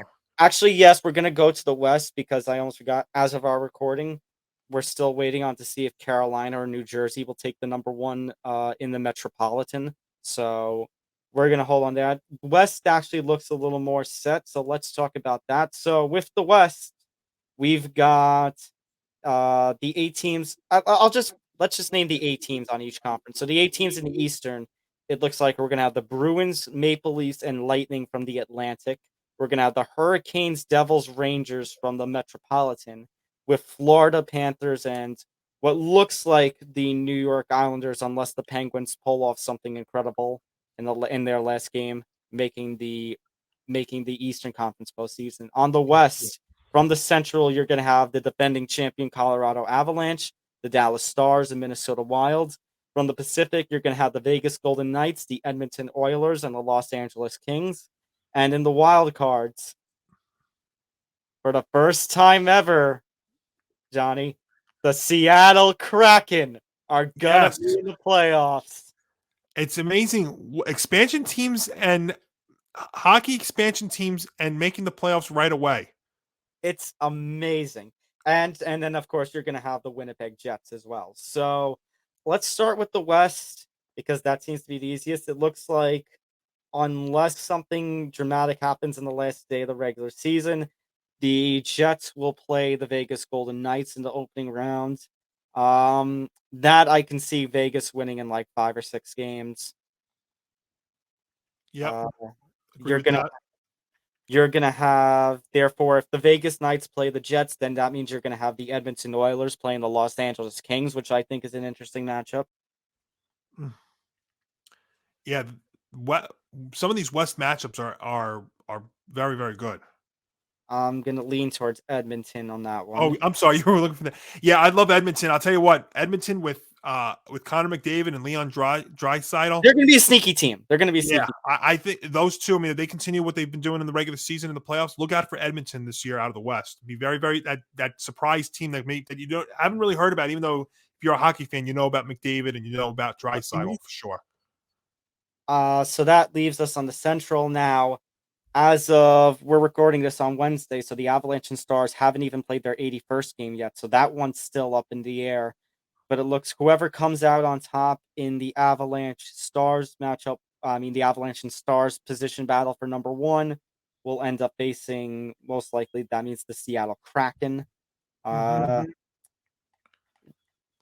Do you see if it's Kraken Avalanche? I don't see Kraken winning that one because I think the Avalanche, whether they're 1 or 2 in the West, they are. I think I said it last year. They're going to be a threat for years with that team that they've got. Yeah, I think I Kraken are a great story, but the Avalanche are still very, very dangerous. I don't think the Kraken are going to do well. They haven't technically matched what the Golden Knights did in their first year, but I don't think they're going to be that extreme. But it's still a great story nonetheless. Now if it's Stars Kraken, that might be a little bit more of a interesting battle in that regard. I still think Dallas is better than them. Fair. Now, but I think what's going to be interesting is if the Avalanche play the Kraken, that means we're going to get Stars Wild. And Johnny, I think that one could go 7 games. That is a 7-game series written on it. Absolutely, it is. That there's those two teams are so even in their talent and their success. I think that one's going to be a coin flip. I could see the Stars pulling it off, but I think it would take a good full 7-game series in the first round. Agree with that. Eastern. So with the Boston running away with the President's Trophy, that means the Florida Panthers and Islanders are 92 and 91 points respectively at the time we're recording. So that one's a big toss up of who they could face. I think the Bruins could pull off a 4-game sweep or a 5-game win either way against whichever one of those two teams. Yeah, and just as of when we're recording this, if the Islanders get 1 point against the Canadians, then they will be in. Okay. They get at least 1 point. So if the game goes to overtime, they're in. No matter what happens, they're in. As of right now, it looks like the other matchups would therefore then be, well, let's face it, with the Bruins running away with it, that means one of the other first round matchups, it's going to be the Maple Leafs and Lightning. And oh, good God, Oh. the memes are about to come back. And they just played on Tuesday night, and it's crazy because that's what the playoff picture was going to be. And you just wonder if can the Maple Leafs break through? Johnny, is this going to be the story from a few years ago again? Is this the Lightning? Did the Lightning win on? No, they lost 4-3. Yeah. But I mean, is 4-3 is a close? Do you see it happening again, Johnny? Where the Lightning pull it off? I honestly can see it happening. It's the Maple Leafs. Well, this is not the same dominant Lightning team of years past, but they still have got that core group of guys that have gotten them there. Now, we've seen some nights that their goaltender has not been as sharp as he's been in years past, but in the playoffs, these guys step up and become another animal. I'd love to see the Maple Leafs do it, though, with Austin Matthews being there. I know. And this Lightning team is not, again, like I said, this Lightning team is not what they've been like in years past, but they're still a dangerous thing. That could be 6 or 7 games, though. But I'll tell you what, I think this is the year that the Maple Leafs break through finally against them, because I think they're going to send a strong message. And the Lightning are still great, but they're just not as good as they've been in before. This is going to be, for me, Johnny, this is where I'm going to disagree, because this is going to be one of those prove me wrong things. I'm going to go with the Lightning. I'm challenging Toronto. Prove me wrong. Prove me you can actually slay the beast that has made it to the last 3, to the finals from the Eastern Conference in the last 3 years.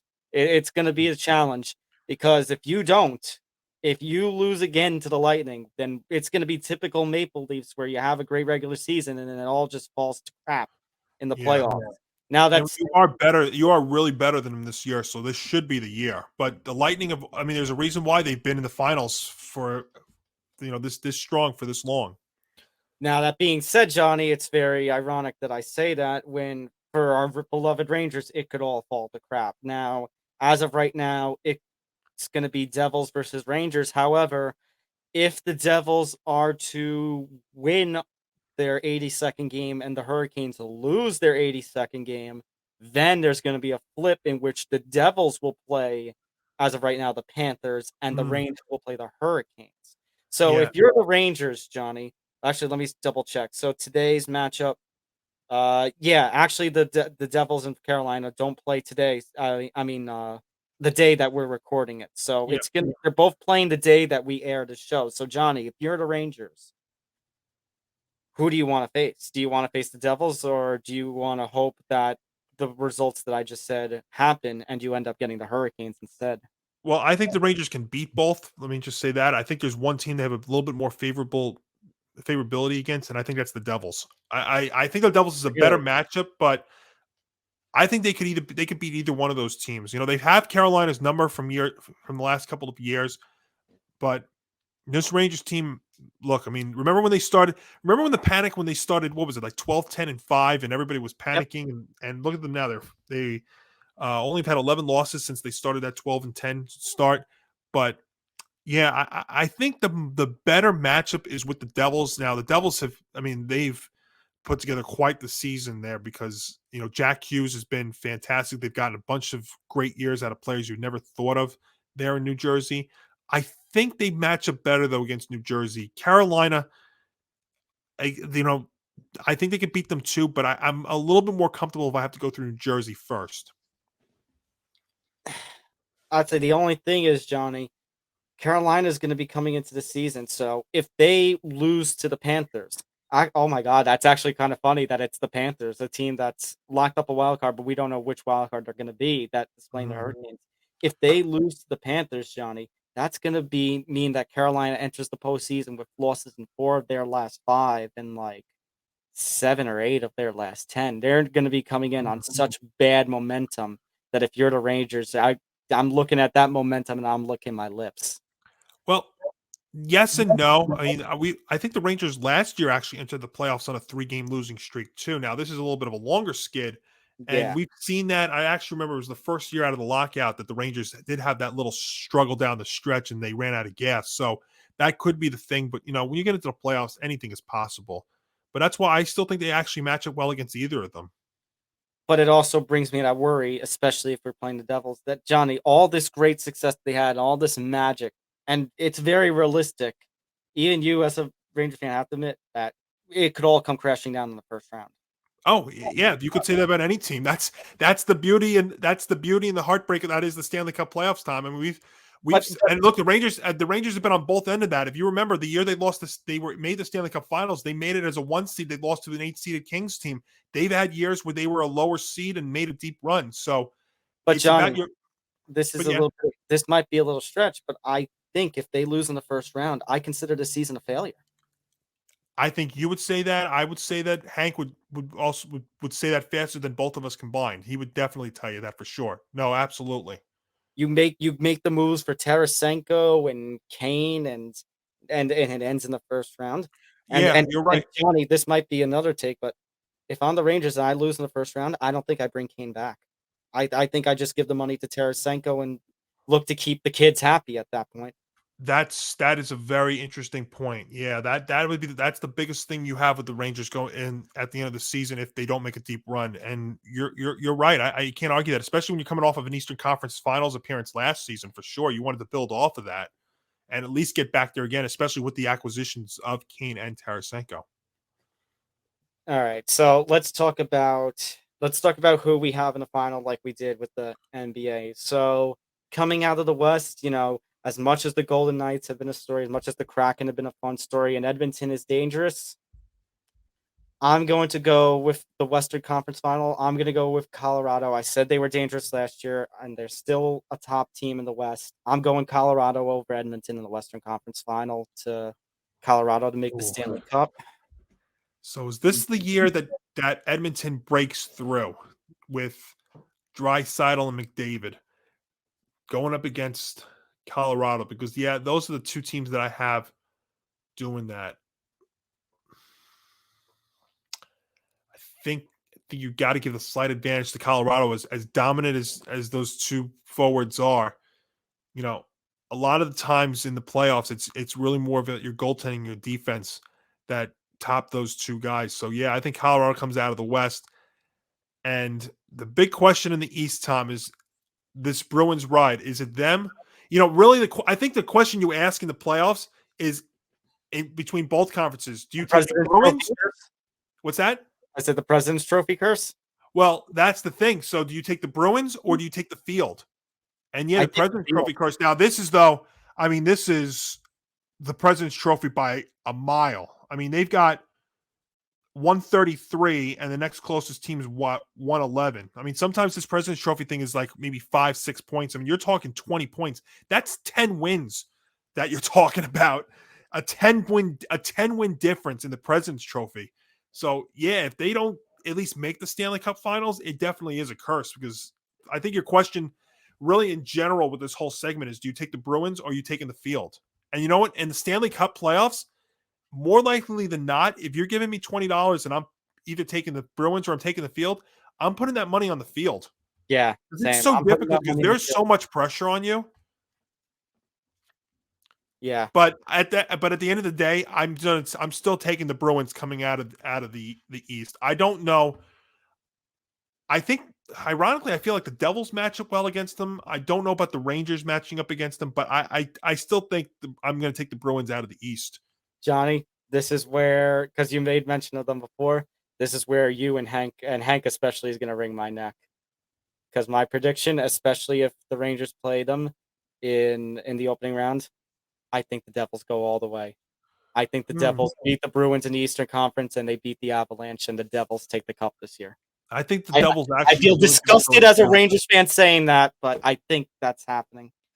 Yeah, I mean, because Tom, it's not crazy, because I actually think the Devils match up well against the Bruins. That might be the one team very quietly that could top them in the whole Eastern Conference.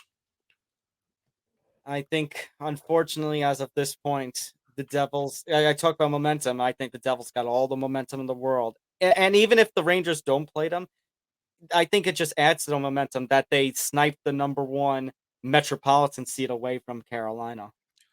Yeah, and although the personnel has changed, the Devils, the Rangers for the most part had the Devils number in the playoffs.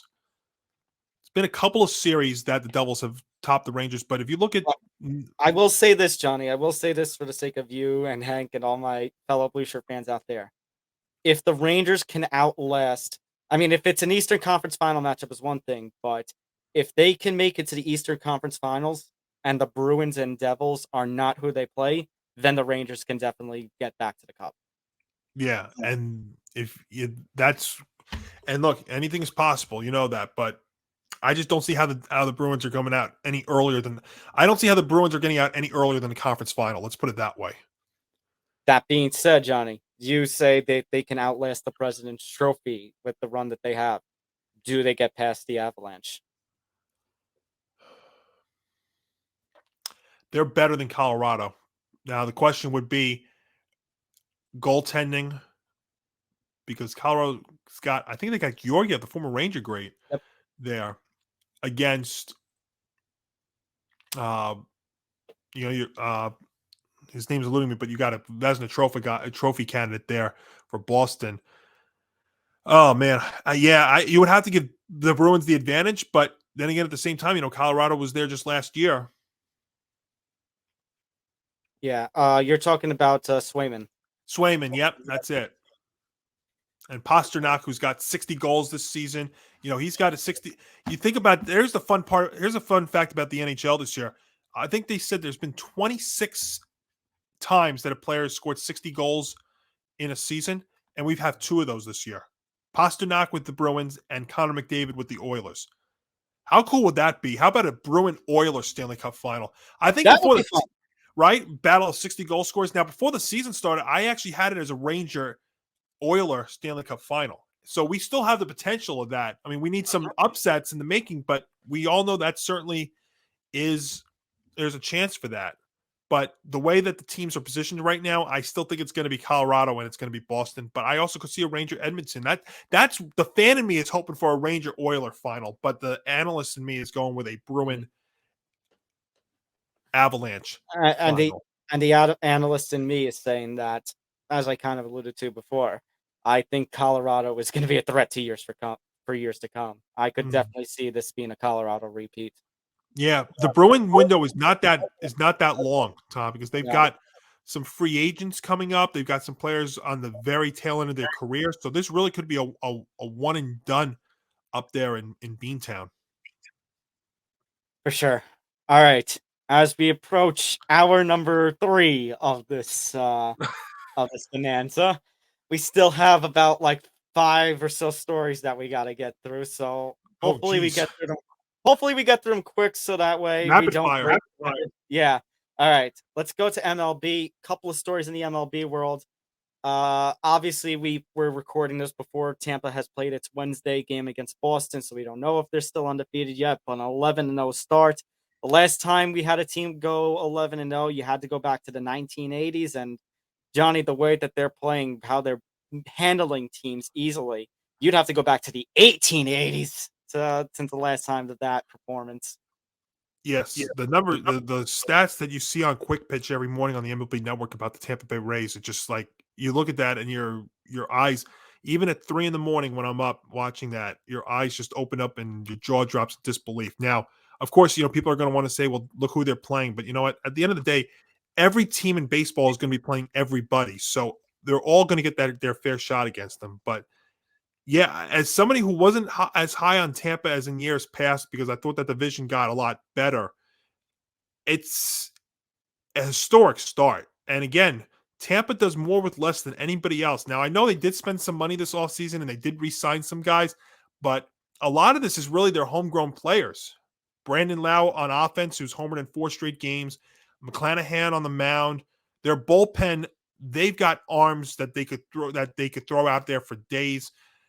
It's really, the Rays are homegrown play. They're homegrown talent. Their farm system is second to none in baseball. And they do this every year, Tom, with more with less. Even if they end up 500 now, the teams that have started 9-0 over the past 100 years or so have at least had a 500 winning season or so.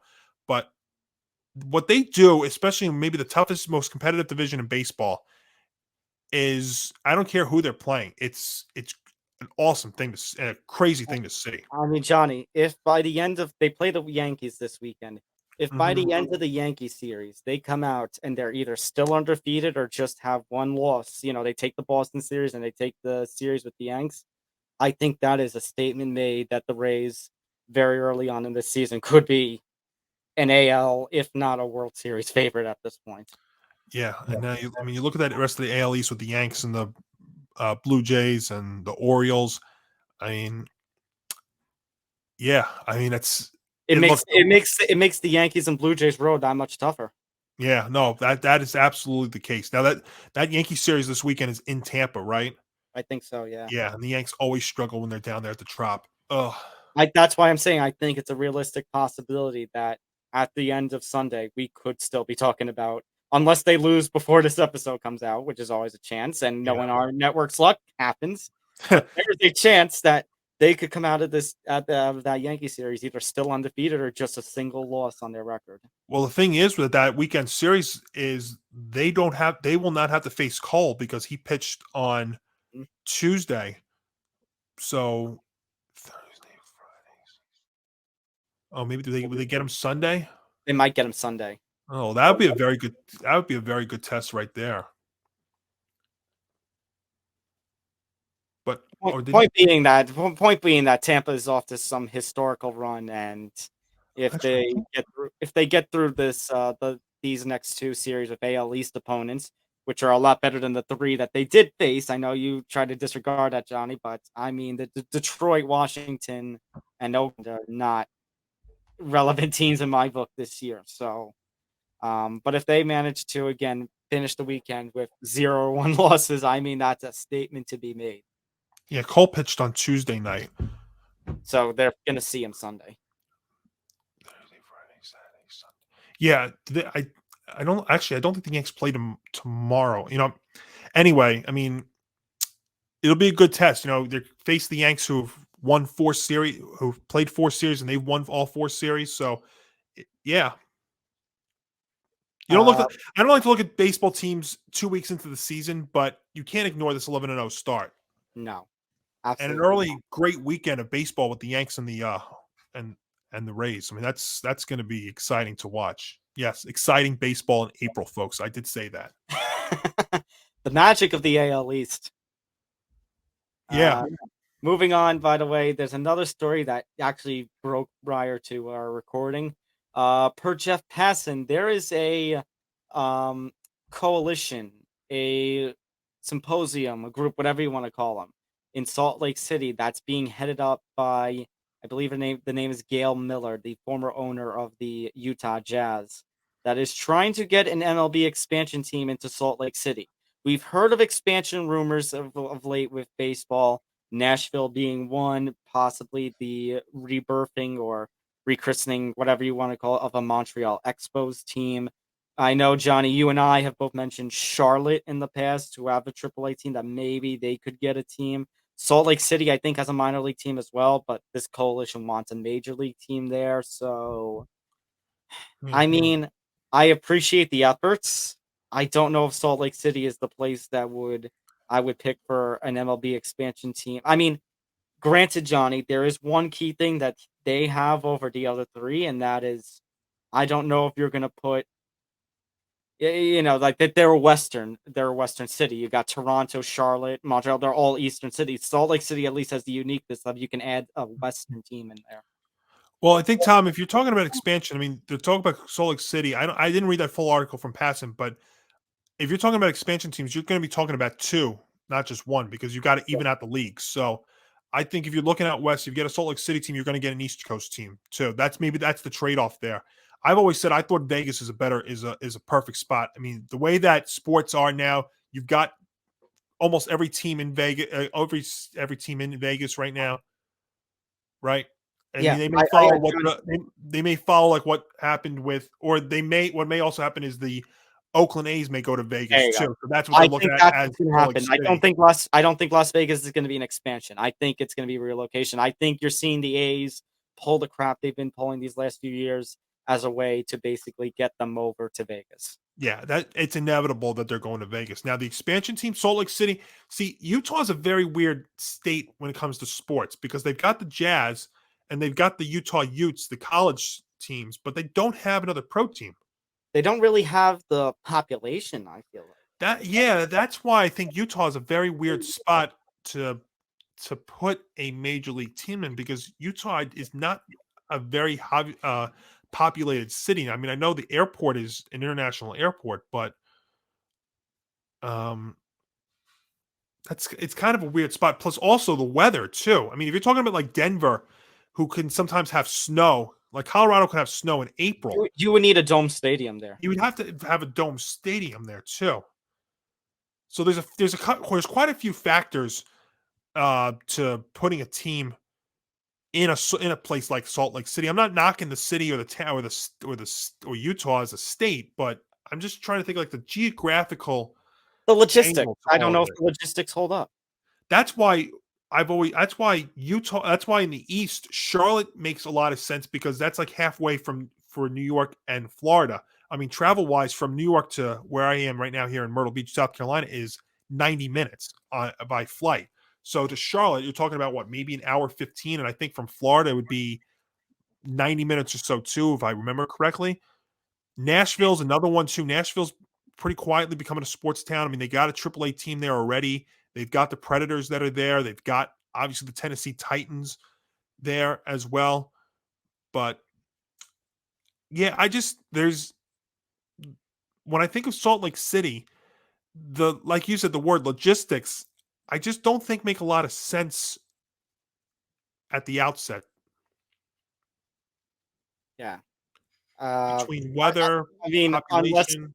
unless Rob Manfred is going to go crazy and put it, because the other thing is, Johnny, it was just 10 years ago that you forced Houston. Well, not forced, but Houston ended up joining the American League. So you had the 15 and the 15. So are you really just going to add 2 teams and screw that all up again? And you just started this season. You just started a whole thing where you have to play every team once. So after getting everything settled like that, you're just going to screw it up by adding 2 teams to the leagues. Good old Rob Manfred. Yeah, where is it? Hey Rob, you wanna screw up everything and make it fun? I'll tell you where you put an expansion team. Boise, Idaho, blue turf, blue field. Come on, Rob. You want to talk about a cool site with the mountains in the background? I mean, you want to talk about a backdrop and a cool look. A blue grass stadium. I mean, bluegrass field with the mountains in the backdrop. I mean, you're talking about that's one of the coolest things that'd be one of the coolest sites in sports. That's But why Johnny, I love PNC Park in Pittsburgh. I mean, that that skyline is the best view in sports. but that's not baseball. Oh, please, Rob. Neither are the hundreds of rule changes that have been made over the last couple of years. I mean, Johnny, let's have the first team in space because Manfred can put his team up in Uranus. I mean, in all seriousness, though, I mean, if you are going to expand, I mean, I even could see Oregon almost makes more sense than Utah, though. I could have sworn there were rumors about Portland possibly being in an expansion city the last few years or something. Well, see, when you do expansion teams, though, that's the thing that has to make sense is you have to do travel, weather. Oregon, I don't think gets a lot of snow, so you don't have to worry about that. If they do get rain, you do what you do in Seattle with the Dome Stadium. Mm-hmm. There's some things about Utah that just, and again, this story just broke in the last 24 hours that right away just don't make a lot of sense to me. All right, last few stories here. Let's get this isn't the other sports category. So Zambando, my co-host on the MMA Outsiders, and I went a little more into this on our live stream last night that we did, a little breaking news stream. Jake Paul, Nate Diaz is going to be official. They will fight on August 5th. I know there were rumors about maybe Jake Paul rematching Tommy Fury, who handed Paul his first loss in boxing a couple of months ago. But I mean, this is a fight that, was rumored after Nate Diaz retired from the UFC in September. This is definitely going to be a money payday for both guys. Nate Diaz has proven he can be a draw on pay-per-view. Well, all I can say is at this point, Johnny, and maybe this is because I'm kind of tired, is to take a line from Hank and take a sound effect from here. It's all about The money. Well, I'm not a UFC MMA guy. I know you guys are definitely, obviously, but these are two names that I have heard of in this in the world of sports, because when you watch Sports Center at 3 a.m, especially on Sunday morning, and they talk UFC MMA stuff, and these names periodically come up. So you were saying that this was card and then it was off and then it's back on again. Is that what it was? No, that Nate Diaz had retired in September. He was going to go away from UFC, and he had teased in a post-fight interview, basically like, "Oh, maybe I'll go into boxing and show other guys how it's been done," because Jake Paul has beaten guys like old MMA guys who not necessarily have been boxers. So Anderson Silva, Tyron Woodley, and basically Nate teased, "Oh, maybe I can show how it's done." And well, I mean, Jake Paul's no longer undefeated. He has the loss to Tommy Fury, but maybe he gets to be the first MMA guy, to get a win over Jake Paul. Maybe he gets to be the first guy to knock Jake Paul out. And for you guys, that's definitely very special. How common is it for guys to announce their retirement and then come out of it and fight again? Very common.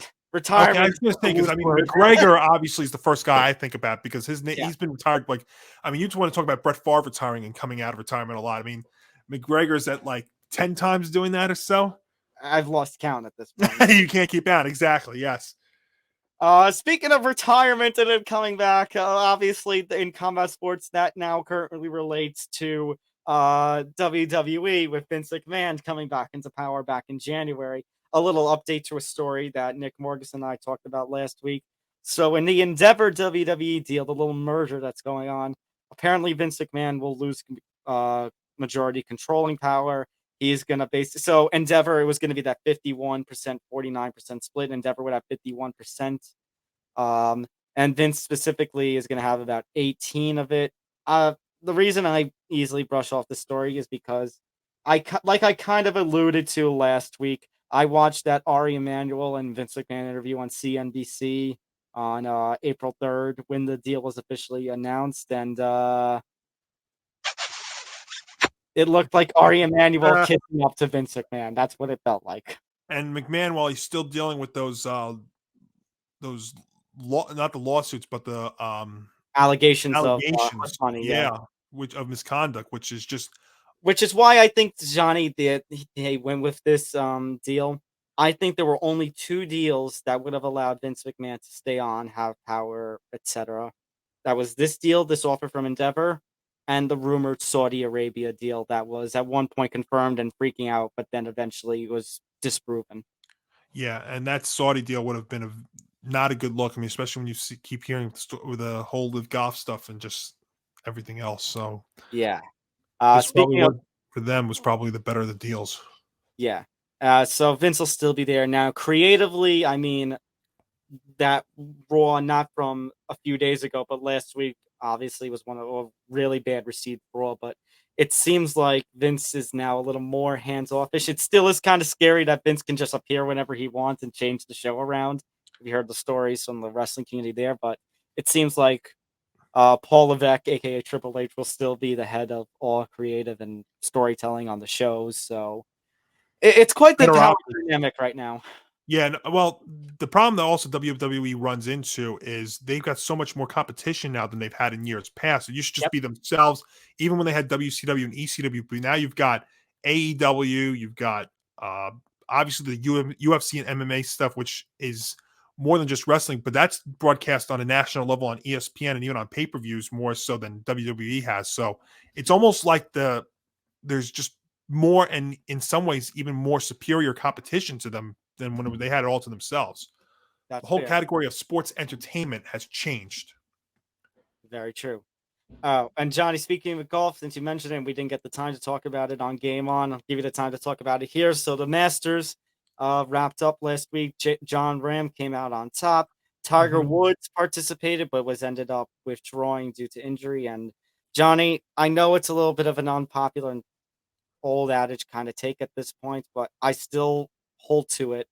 I think when Tiger pulled off the victory in the 2019 Masters, that's he should have done what Peyton Manning did and what Peyton Manning did in 2016 after that Super Bowl, and what's his name did after the 1998 Super Bowl, or 99 Super Bowl, John Elway, Elway, yeah.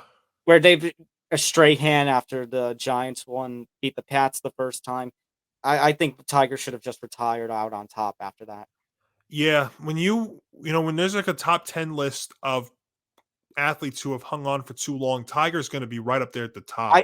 I understand, and I know Nick Morgasen would grab me. I know golf is one of those sports where nobody can truly retire and they can play till they're old, but come on.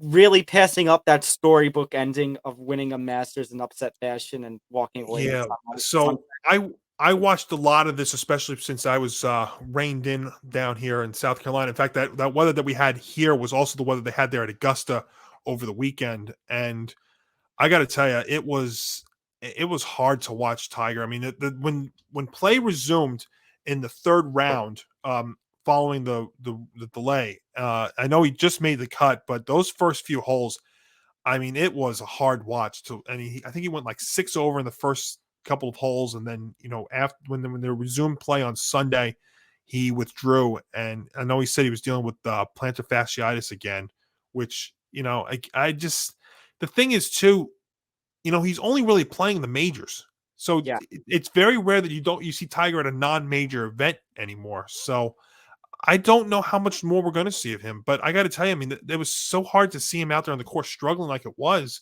That, I mean, I know Tiger is Goff, but you still do have a bunch of very good players out there on the tour. But yeah, I mean, it was difficult. I mean, think about the thing. If Tiger would have made it to round 4, to the final round on Sunday, if this was normal weather conditions, if he made the cut, the optics of him wearing that red shirt, he always wears red on the final round, when he would have been 15 or 20 strokes behind, would have just been weird.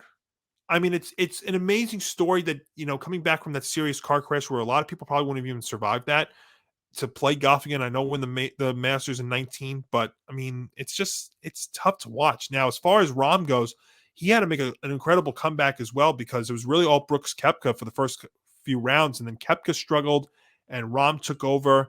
The Masters was really, I mean, it was like Jim Nantz said on Sunday, this was a marathon, because the weather had played such a huge role over the weekend, to the point where they had to play almost 12 hours on Sunday to finish up the third round and the final round. And yeah, and then you also had that crazy situation, I think it was on 17 on Saturday or Friday or Saturday, with those 3 trees coming down. Fortunately, no spectators were injured, where if the tree would have fell in another direction, it would have been a totally different story. So yeah, very cool thing for Jon Rahm to win. I'll tell you though, Live Golf, which is been in the news a lot lately. Now they're going to be on the CW. You had Phil Mickelson, who had a very good weekend. You had Koepka there. Imagine if one of those guys would have won the Masters.